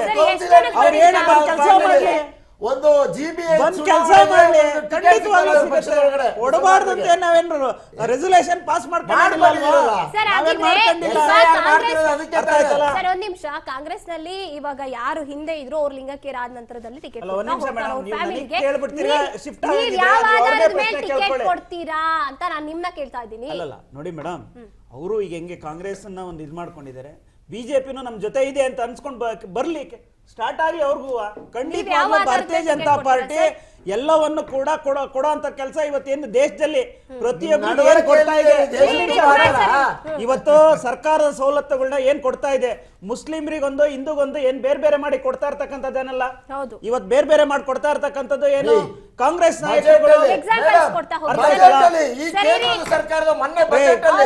ನೀವು ಶಾದಿ ಬಗ್ಗೆ ಕೊಟ್ರೆ ಎಷ್ಟೆಲ್ಲ ಕೊಟ್ಟಿದ್ದಾರೆ ಕೇಳಿ. ಶಾದಿ ಭಾಗ್ಯ ಕೊಟ್ರೆ ಹಿಂದೂಗಳಿಗೆ ಕೊಡ್ಲಿಲ್ಲ, ಹಾಗಾದ್ರೆ ಶಾದಿ ಭಾಗ್ಯನ ಬಜೆಟ್ ಅಲ್ಲಿ 10,000 ಕೋಟಿ ಮೋದಿ ಅವರು ಅಲ್ಪಸಂಖ್ಯಾತರ ಆಸ್ತಿಗಳಿಗೆ ಕಾಂಪೌಂಡ್ ಹಾಕಿ ಕೊಟ್ರೆ ಹಿಂದೂಗಳ ದೇವಸ್ಥಾನಕ್ಕೆ ಕಾಂಪೌಂಡ್ ಹಾಕಿ 10,000 ಕೋಟಿ ಘೋಷಣೆ ಮಾಡ್ಲಿಲ್ಲ.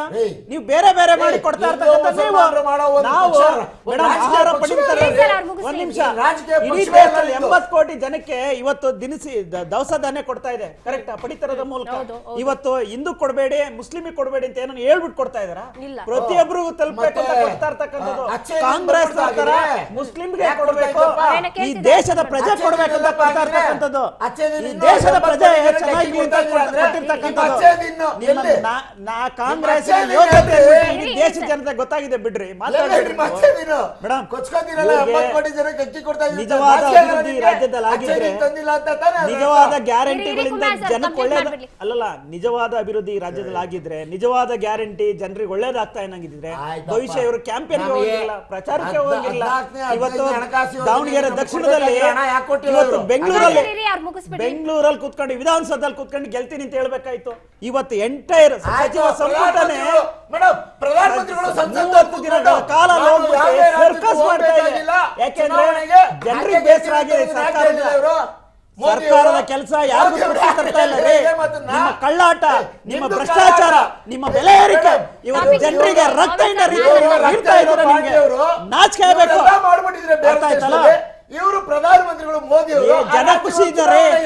ಇಂಥ ಯುದ್ಧದ ಸಮಯದಲ್ಲಿ ಜನರಿಗೆ ಯಾವುದೇ ತೊಂದರೆ ಆಗದಲ್ಲೇ ನೋಡ್ಕೊಳ್ತಾ ಇದ್ದಾರೆ. ಅರ್ಥ ಮಾಡ್ಕೊಳ್ಳಿ, ಅರ್ಥ ಮಾಡ್ಕೊಳ್ಳಿ. ಇವತ್ತು ಜನರು ಬಿಜೆಪಿ ಅಭಿವೃದ್ಧಿ ಬಗ್ಗೆ ವಿಶ್ವಾಸ ಇಡ್ತಾ ಇದ್ದಾರೆ, ಬಿಜೆಪಿ ವಿಶ್ವಾಸ ಇಡ್ತಾ ಇದ್ದಾರೆ, ಬಿಜೆಪಿ ಅಭಿವೃದ್ಧಿ ಬಗ್ಗೆ ವಿಶ್ವಾಸ ಇಡ್ತಾ ಇದ್ದಾರೆ. ನಾಚಿಕೆ ಆಗಬೇಕು ಕಾಂಗ್ರೆಸ್ ಅವರಿಗೆ, ಅರ್ಥ ಆಯ್ತಲ್ಲ? ವಿಶ್ವಾಸ ಇಲ್ಲ. ನೀವು ಎಂಟೈರ್ ಕ್ಯಾಬಿನೆಟ್ ಹೋಗ್ಬಿಟ್ಟು ಪ್ರಚಾರಕ್ಕೆ ಹೋದ್ರೆ, ಎಂಟೈರ್ ಕ್ಯಾಬಿನೆಟ್ ಕರ್ಕೊಂಡು ಹೋಗಿ ಪ್ರಚಾರ ಮಾಡೋ ಅವಶ್ಯಕತೆ ಇರ್ತಿರ್ಲಿಲ್ಲ. ಅಮಿತ್ ಶಾ ಯಾಕೆ ಪ್ರಚಾರಕ್ಕೆ ಹೋಗ್ತಾರೆ? ಪ್ರಧಾನಮಂತ್ರಿ ಮೋದಿ ಅವರು ಯಾಕೆ ಪ್ರಚಾರಕ್ಕೆ ಹೋಗ್ತಾ ಇದ್ದಾರೆ? ಆಗಿದ್ರೆ ಸಂಸದಲ್ಲಿ ಕೂತ್ಕೊಂಡು ಕೇಳ್ಬೋದಾಗಿಲ್ಲ. ಮಾಡ್ಬಿಟ್ಟಿದ್ದೀನಿ ಡಾನ್ಸು, ಬಾಯೋ ಬೇನು ಬಡಾರೆ ನಾವ್ ಹೇಳಿದೀವಿ, ತಲೆ ಎತ್ಕೊಂಡು ಡಾನ್ಸ್ ಮಾಡಿದೀವಿ. ಸುಮತಿ ದೇಶದಲ್ಲಿ ಕಾಂಗ್ರೆಸ್ ಯೋಗ್ಯತೆ ಕಳ್ಕೊಂಡಿದೆ, ಕಾಂಗ್ರೆಸ್ ಯೋಗ್ಯತೆ ಕಳ್ಕೊಂಡಿದೆ, ಯೋಗ್ಯರಿಲ್ಲ ಅಂತ ಹೇಳ್ಬಿಟ್ಟು ದೇಶದ ಜನತೆ ರಿಜೆಕ್ಟ್ ಮಾಡ್ತಾ ಇದ್ದಾರೆ. ಅರ್ಥ ಆಯ್ತಲ್ಲ? ನಿಮ್ಮ ಯೋಗ್ಯತೆ ಸರಿ ಇಲ್ಲ ಅಂತ ಹೇಳ್ಬಿಟ್ಟು ಜನ ಬದಲಾವಣೆ ಬಯಸ್ತಾ ಇದ್ದಾರೆ.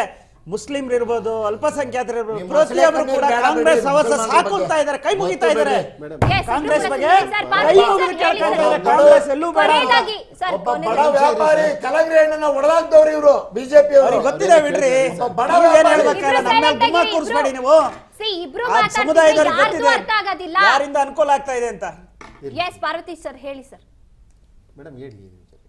ಎಸ್ ಸರ್, ಈ ರೀತಿಯಾಗಿ ಇವಾಗ ಜನಕ್ಕೂ ಕೂಡ ಒಂದ್ ರೀತಿಯಾಗಿ ಯಾವ ಪಕ್ಷದ್ದು ಕೂಡ ಗೊಂದಲ ಉಂಟಾಗ್ತಾ ಇದೆ. ಯಾರು ನಂಬೋದು ಯಾರನ್ನ ಬಿಡೋದು ಅಂತಾನೆ ಕೂಡ ಜನಕ್ಕೆ ಇರುವಂತದ್ದು.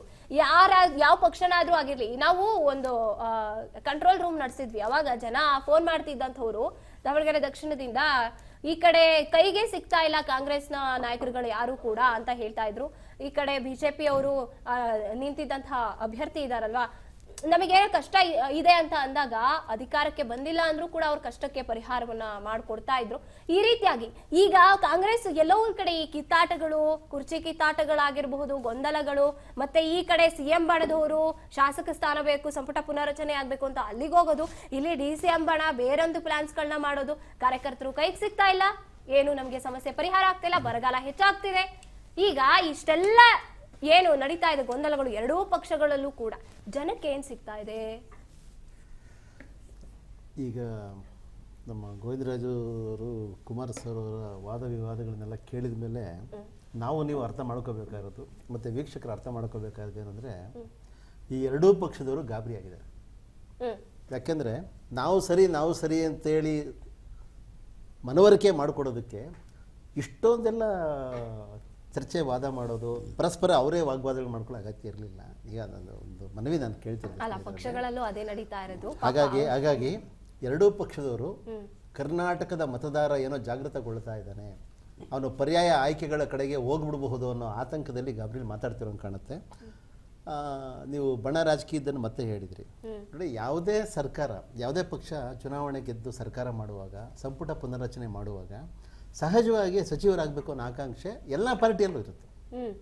ಕಾಂಗ್ರೆಸ್ನಲ್ಲಿ ಮಾತ್ರ ಅಲ್ಲ, ಅವರು ಸೀನಿಯಾರಿಟಿನ ಕೇಳ್ತಾರೆ. ಒಂದು ಪ್ರಾಂತ್ಯದ ಪ್ರಾತಿನಿಧ್ಯ, ಉತ್ತರ ಕರ್ನಾಟಕ ಅಂತನೋ ಅಥವಾ ಕರಾವಳಿ ಕರ್ನಾಟಕಕ್ಕೆ ಅಥವಾ ಸಮುದಾಯಕ್ಕೆ ಒಂದು ಆದ್ಯತೆ ಕೊಡಿ, ನಾನು 3 ಸರಿ ಗೆದ್ದಿದ್ದೀನಿ, 5 ಸರಿ, ಇದೆಲ್ಲ ತುಂಬ ಸಹಜವಾಗಿರುತ್ತೆ. ಅದು ಆ ಪಕ್ಷದ ಆಂತರಿಕ ವಿಚಾರ. ಯಾರು ದಕ್ಷತೆಯಿಂದ ಕೆಲಸ ಮಾಡಿದ್ದಾರೆ, ಯಾರನ್ನ ಮುಂದುವರಿಸಬೇಕು, ಯಾರನ್ನ ಬದಲಾಯಿಸಬೇಕು ಅನ್ನೋದು ಸಾಮಾನ್ಯವಾಗಿ ಸಂಪುಟ ಪುನರ್ರಚನೆ ಮುಖ್ಯಮಂತ್ರಿಗಳ ವಿವೇಚನೆಗೆ ಬಿಟ್ಟಿರೋದು ಅಂತ ಹೇಳ್ತಾರೆ. ಇದರ ನಡುವೆನೂ ಸಹ ಹೈಕಮಾಂಡ್ ಇದೆ, ಅವ್ರಿಗೆ KPCC ಇದೆ, ಹಿರಿಯ ನಾಯಕರುಗಳಿದ್ದಾರೆ, ಅವರೆಲ್ಲ ನಿರ್ಧರಿಸ್ಕೋತಾರೆ. ಅವರು ವಿರೋಧ ಪಕ್ಷವಾಗಿ BJP ಮಾಡಬೇಕಾಗಿರೋದು ಏನು ಅಂತಂದರೆ, ನೀವೊಂದು ಅವರ ಪರ್ಫಾರ್ಮೆನ್ಸ್ ಒಂದು ಇದನ್ನು ಚಾರ್ಟ್ ರೆಡಿ ಮಾಡಿ ಸರ್. ಯಾವ ಸಚಿವರು ಅಲ್ಲಲ್ಲ ಯಾವ ಸಚಿವರು ಪುನರ್ರಚನೆ ಆಗ್ತಾ ಇದೆಯಲ್ಲ, ಯಾರು ಅಲ್ಲ ಸರ್, ಮಾತಾಡಕ್ ಬಿಡಿ, ನಾನು ಕುಮಾರ್ ಅಲ್ಲ, ಓಕೆ, ಯಾರು ದಕ್ಷತೆಯಿಂದ ಕೆಲಸ ಮಾಡಿದ್ದಾರೆ, ಯಾರು ಅದಕ್ಷತೆಯಿಂದ ತೋರಿಸಿದ್ದಾರೆ, ಯಾವುದು ಅಲ್ಲಲ್ಲ ಅವ್ರನ್ನ ಕೇಳಿದ್ರೆ ಕೇಂದ್ರ ಸಂಪುಟದಲ್ಲಿ ಯಾರು ದಕ್ಷರಲ್ಲ ಅಂತ ಅವರು ಹೇಳ್ತಾರೆ. ಅದಲ್ಲ ಪ್ರಶ್ನೆ. ನೀವು ಕರ್ನಾಟಕದ ಮಾತಾಡೋಣ, ಯಾರು ಪರ್ಫಾರ್ಮ್ ಮಾಡಿದ್ದಾರೆ, ಯಾರು ಡೆಲ್ಲಿಗೆ ಹೋಗ್ತಾರಲ್ಲ, ಅಲ್ಲಲ್ಲ ಸಹಜವಾಗಿ ಅವ್ರು ಕೇಳಿದಾಗ ನೀವು ಹೇಳ್ತಿರ್ತೀರಲ್ವಾ. ವಿರೋಧ ಪಕ್ಷದ ಹೊಣೆಗಾರಿಕೆ ಏನಿದೆ ಇದನ್ನ ನೀವು ನಿರ್ವಹಿಸಿ. ಜನ ಇಲ್ಲ ರೀ, ಅವರು ವಿರೋಧ ಪಕ್ಷ ಮಾಡಿದ್ದೇ ತಪ್ಪು, BJP ಅವರನ್ನ ಮುಂದಿನ ಚುನಾವಣೆಯಲ್ಲಿ ಇವ್ರನ್ನೇ ತರಬೇಕು ಸಮರ್ಥರು ಅನ್ನೋ ಭಾವನೆ ಬರುವ ರೀತಿಯಲ್ಲಿ ನಡ್ಕೊಳ್ಳಿ. ಚುನಾವಣೆಯಲ್ಲಿ ಗೆಲ್ಸ್ಬಿಟ್ಟಿದೀವಿ ಕಾಂಗ್ರೆಸ್ನವ್ರನ್ನ, ನಾವು ಮುಂದೆ ಗೆಲ್ಲಬೇಕು ಅಂತಂದ್ರೆ ಜನರ ನಿರೀಕ್ಷೆಗಳನ್ನು ನಾವು ಪೂರೈಸಬೇಕು. ಅವ್ರು ಏನು ಬಯಸ್ತಾ ಇದ್ದಾರೆ ಅದಕ್ಕೆ ತಕ್ಕಂಗೆ ನಡ್ಕೋಬೇಕು ಅನ್ನೋ ಜವಾಬ್ದಾರಿ ಅವ್ರಿಗೂ ಬರುತ್ತೆ. ಇಷ್ಟರ ನಡುವೆ ಇವಾಗಲೂ ನಾನು ಹೇಳ್ತಾ ಇರೋದೇನು ಅಂತಂದರೆ, ಕರ್ನಾಟಕದಲ್ಲಿ ನಿರ್ದಿಷ್ಟವಾಗಿ ಕರ್ನಾಟಕದ ಮತದಾರ ಎಲ್ಲವನ್ನೂ ಗಮನಿಸ್ತಾ ಇದ್ದಾನೆ. ಅದರಲ್ಲೂ ದಾವಣಗೆರೆ ಚುನಾವಣೆಯಲ್ಲಿ ಮುಸ್ಲಿಂ ಸಮುದಾಯದ ವಿಚಾರ ಮುಖ್ಯವಾಗಿ ಬಂದಿರೋದ್ರಿಂದಾಗಿ ಮುಸ್ಲಿಂ ಸಮುದಾಯ ಈ ಹಿಂದಿನ ರೀತಿಯಲ್ಲಿ ಇರುವುದಿಲ್ಲ. ಇದನ್ನ ದಯವಿಟ್ಟು ಎಲ್ಲಾ ಪ್ರಮುಖ ಪಕ್ಷಗಳು, ಅಲ್ಲಲ್ಲ BJP ಎಲ್ಲರಿಗೂ ನಾನು ಹೇಳ್ತಿರೋದು, ಮುಸ್ಲಿಂ ಸಮುದಾಯವನ್ನ ಟೇಕನ್ ಫಾರ್ ಗ್ರಾಂಟೆಡ್. ನಾವು ಅವ್ರಿಗೆ ನಿಗಮ ಮಂಡಳಿ ಕೊಟ್ಟಿದ್ದೀವಿ, ಅದ್ಯಾವುದೋ ಅಧ್ಯಕ್ಷ ಸ್ಥಾನ ಕೊಟ್ಟಿದ್ದೀವಿ, ಒಬ್ಬರನ್ನ MLC ಮಾಡಿದ್ದೀವಿ. ಇದೆಲ್ಲ ನೀವು ಕಳೆದ ಒಂದು 5 ದಶಕದ ಕರ್ನಾಟಕದ ರಾಜಕೀಯ ಪ್ರಾತಿನಿಧ್ಯದ ವಿದ್ಯಮಾನವನ್ನು ಗಮನಿಸಿ ನೋಡಿದರೆ 15 ಜನ 18 ಜನ ಮುಸ್ಲಿಂ ಪ್ರತಿನಿಧಿಗಳು ನೇರ ಚುನಾವಣೆಯಲ್ಲಿ ಆಯ್ಕೆಯಾಗಿ ಬರ್ತಾ ಇದ್ರು. ಇದು ಗ್ರ್ಯಾಜುಯಲ್ ಆಗಿ ಕಡಿಮೆ ಆಗ್ತಾ ಬರ್ತಾ ಇದೆ. ಮೇಲ್ಮನೆಗೆ ನಾಮಿನೇಟ್ ಮಾಡೋದನ್ನ ನಾನು ಅಚೀವ್ಮೆಂಟ್ ಅಂತ ಒಪ್ಪೋದಿಲ್ಲ. ನಾನು ಮೇಲ್ಮನೆ ಇರೋದು ಆ ಸಮುದಾಯದ ಅತೃಪ್ತಿಯನ್ನು ಶಮನ ಮಾಡೋದಕ್ಕಲ್ಲ, ಅದು ನೇರ ಚುನಾವಣೆಯಲ್ಲಿ ಟಿಕೆಟ್ ಕೊಡಬೇಕು. ಅವರ ಜನಸಂಖ್ಯೆ ಪ್ರಮಾಣ ಏನಿದೆ ಅದಕ್ಕೆ ಪ್ರಪೋರ್ಷನೇಟ್ ಆಗಿರುವಂತದ್ದನ್ನ ಕೊಟ್ಟು ಅವರ ಬದ್ಧತೆಯನ್ನ ತೋರಿಸ್ಬೇಕು. ಯಾವುದೇ ಪಕ್ಷ ಇರಲಿ, ಯಾವುದೇ ಕೇಳಿ ಸರ್. ಇವತ್ತು ಪ್ರಪೋರ್ಷನೇಟ್ ಆಗಿ ಅವ್ರ ಜನಾಂಗನೇ ಅಂತ ಹೇಳ್ತಿರಲ್ಲ ಸರ್, ಇವತ್ತು ಪ್ರತಿ ಒಂದು ಇದರಲ್ಲಿ ಇವತ್ತು ಮುಸ್ಲಿಂ ಅಂತ ಬಂದಾಗ ಸುಮಾರು ಅವರಲ್ಲೂ ಕೂಡ ಒಂದು 85 ಜಾತಿಗಳು ಇರ್ಬೋದು ಅಲ್ವಾ? ಆದ್ರೆ 85 ಜಾತಿನ ನೀವು ಮುಸ್ಲಿಂ ಅಂತ ಕನ್ಸಿಡರ್ ಮಾಡಕ್ಕೆ ನೀವು ವಿಶ್ಲೇಷಕರುಗಳು ಹೇಳ್ತೀರಾ. ಆದ್ರೆ ಹಿಂದೂಗಳು ಅಂತ ಬಂದಾಗ ನೀವು STಗಳು, SCಗಳು, ಗೌಡ್ರು, ಲಿಂಗಾಯತರು, ಈ ಧೋರಣೆ ಯಾಕೆ ವಿಶ್ಲೇಷಕರಿಗೆ? ನಾವೆಲ್ಲ ಹಿಂದೂಗಳೇ, ಜನಸಂಖ್ಯೆ ಜಾಸ್ತಿ ಇದೆ ಅನ್ನೋ ವಿಚಾರಗಳನ್ನ ಯಾಕೆ ನೀವು ಜನರಿಗೆ ಹೇಳುವಂತ ಕೆಲಸ ಮಾಡ್ತಾ ಇಲ್ಲ? ನಮ್ಮ ಸಮಾಜದಲ್ಲಿ ಬ್ರಾಹ್ಮಣ ಧರ್ಮದೀಯರಿದ್ದಾರೆ ಸರ್. ನಾನು ಹೇಳ್ಬಿಡ್ತೀನಿ, ಇವತ್ತು ಸ್ವಾತಂತ್ರ್ಯ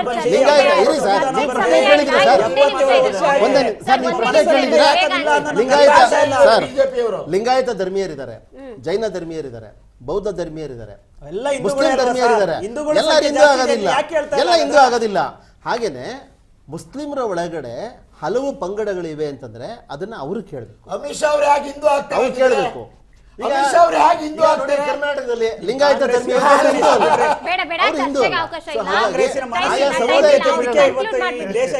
ರಾಜಕೀಯ ಜಾಗೃತಿ, ಸಾಮಾಜಿಕ ಜಾಗೃತಿ ಆ ಸಮುದಾಯದಲ್ಲೇ ಬರುತ್ತೆ. ಈ ಚುನಾವಣೆ ಅದನ್ನ ಟ್ರಿಗರ್ ಆಫ್ ಮಾಡಿದೆ. ಈ ಅವಕಾಶವನ್ನ ನನಗನ್ಸೋದು SDP ಏನಂತ ಪಕ್ಷಗಳು ಜನರ ವಿಶ್ವಾಸವನ್ನು ಪಡೆದು ಅವರು ಇನ್ನೊಂದಷ್ಟು ಬಲ ಪಡ್ಕೊಳ್ಳಬಹುದು. ಹೌದು. ಕರ್ನಾಟಕದಲ್ಲಿ ಮೂರನೇ ಒಂದು ಪ್ರಮುಖ ರಾಜಕೀಯ ಪಕ್ಷವಾಗಿ ಒಂದು ಸಮೀಕರಣವಾಗಿ ಒಂದು ಎವಾಲ್ವ್ ಆಗ್ಬಿಡಬಹುದು. ಹಾಗಾಗಿ ಜವಾಬ್ದಾರಿಯಿಂದ ಎಲ್ಲರೂ ನಡ್ಕೊಳ್ಳೋಣ. ಮತದಾರರನ್ನ ನಾವು ಟೇಕನ್ ಫಾರ್ ಗ್ರಾಂಟೆಡ್ ಅನ್ನೋ ಥರ ನಾವು ಏನು ಮಾಡಿದ್ರೂ ನಡೆಯುತ್ತೆ ಅನ್ನೋ ಮನೋಭಾವನ ಇಲ್ಲಿಂದ ಆಚೆಗಾದ್ರೂ ಬಿಡಬೇಕು, ನನ್ನ ಅಭಿಪ್ರಾಯ. ಮೂರು ಜನಕ್ಕೂ ಕೂಡ ಥ್ಯಾಂಕ್ ಯು ಸೋ ಮಚ್ ಕಾರ್ಯಕ್ರಮದಲ್ಲಿ ಭಾಗಿಯಾಗಿದ್ದಕ್ಕಾಗಿ. ಎಸ್ ವೀಕ್ಷಕರೇ, ಇದಾಗಿತ್ತು ಈ ಹೊತ್ತಿನ ಚರ್ಚೆ. ನಿಜಕ್ಕೂ ಕೂಡ ನಿಮಗೆ ಮತದಾರರಿಗೆ ಈಗ ನಿಂತಿರುವಂಥದ್ದು ನೀವೇ ಎಲ್ಲ ನಾಯಕರು ಅಂತ ಆಯ್ಕೆ ಮಾಡುವಂಥದ್ದು. ಹಾಗಾಗಿ ನೀವು ನಿರ್ಧಾರ ಮಾಡಬೇಕಾಗುತ್ತೆ ಮುಂಬರುವಂತಹ ಚುನಾವಣೆಗಳ ವಿಚಾರದಲ್ಲಾಗಿರ್ಬೋದು, ಯಾರು ನಮ್ಮ ಪರವಾಗಿರ್ತಾರೆ, ಯಾರು ನಮಗೆ ಕಷ್ಟ ಅಂತ ಬಂದಾಗ ಯಾರು ಪರಿಹಾರವನ್ನು ಹುಡುಕೊಡ್ತಾರೆ, ಅದನ್ನ ನೀವು ಗಮನ ಇಟ್ಕೊಂಡು ನಿರ್ಧಾರವನ್ನ ಮಾಡಬೇಕಾಗುತ್ತೆ. ಎಸ್, ಇದಾಗಿತ್ತು ಈ ಕ್ಷಣದ ವಿಶೇಷ. ನಿನ್ನೆತರ ಸುದ್ದಿಗಾಗಿ ನೋಡ್ತಾ ಇರಿ ರಾಜ್ ನ್ಯೂಸ್ ಕನ್ನಡ, ಜನಸೇವೆಗೆ ನಾವು ಸದಾ ಸಿದ್ಧ.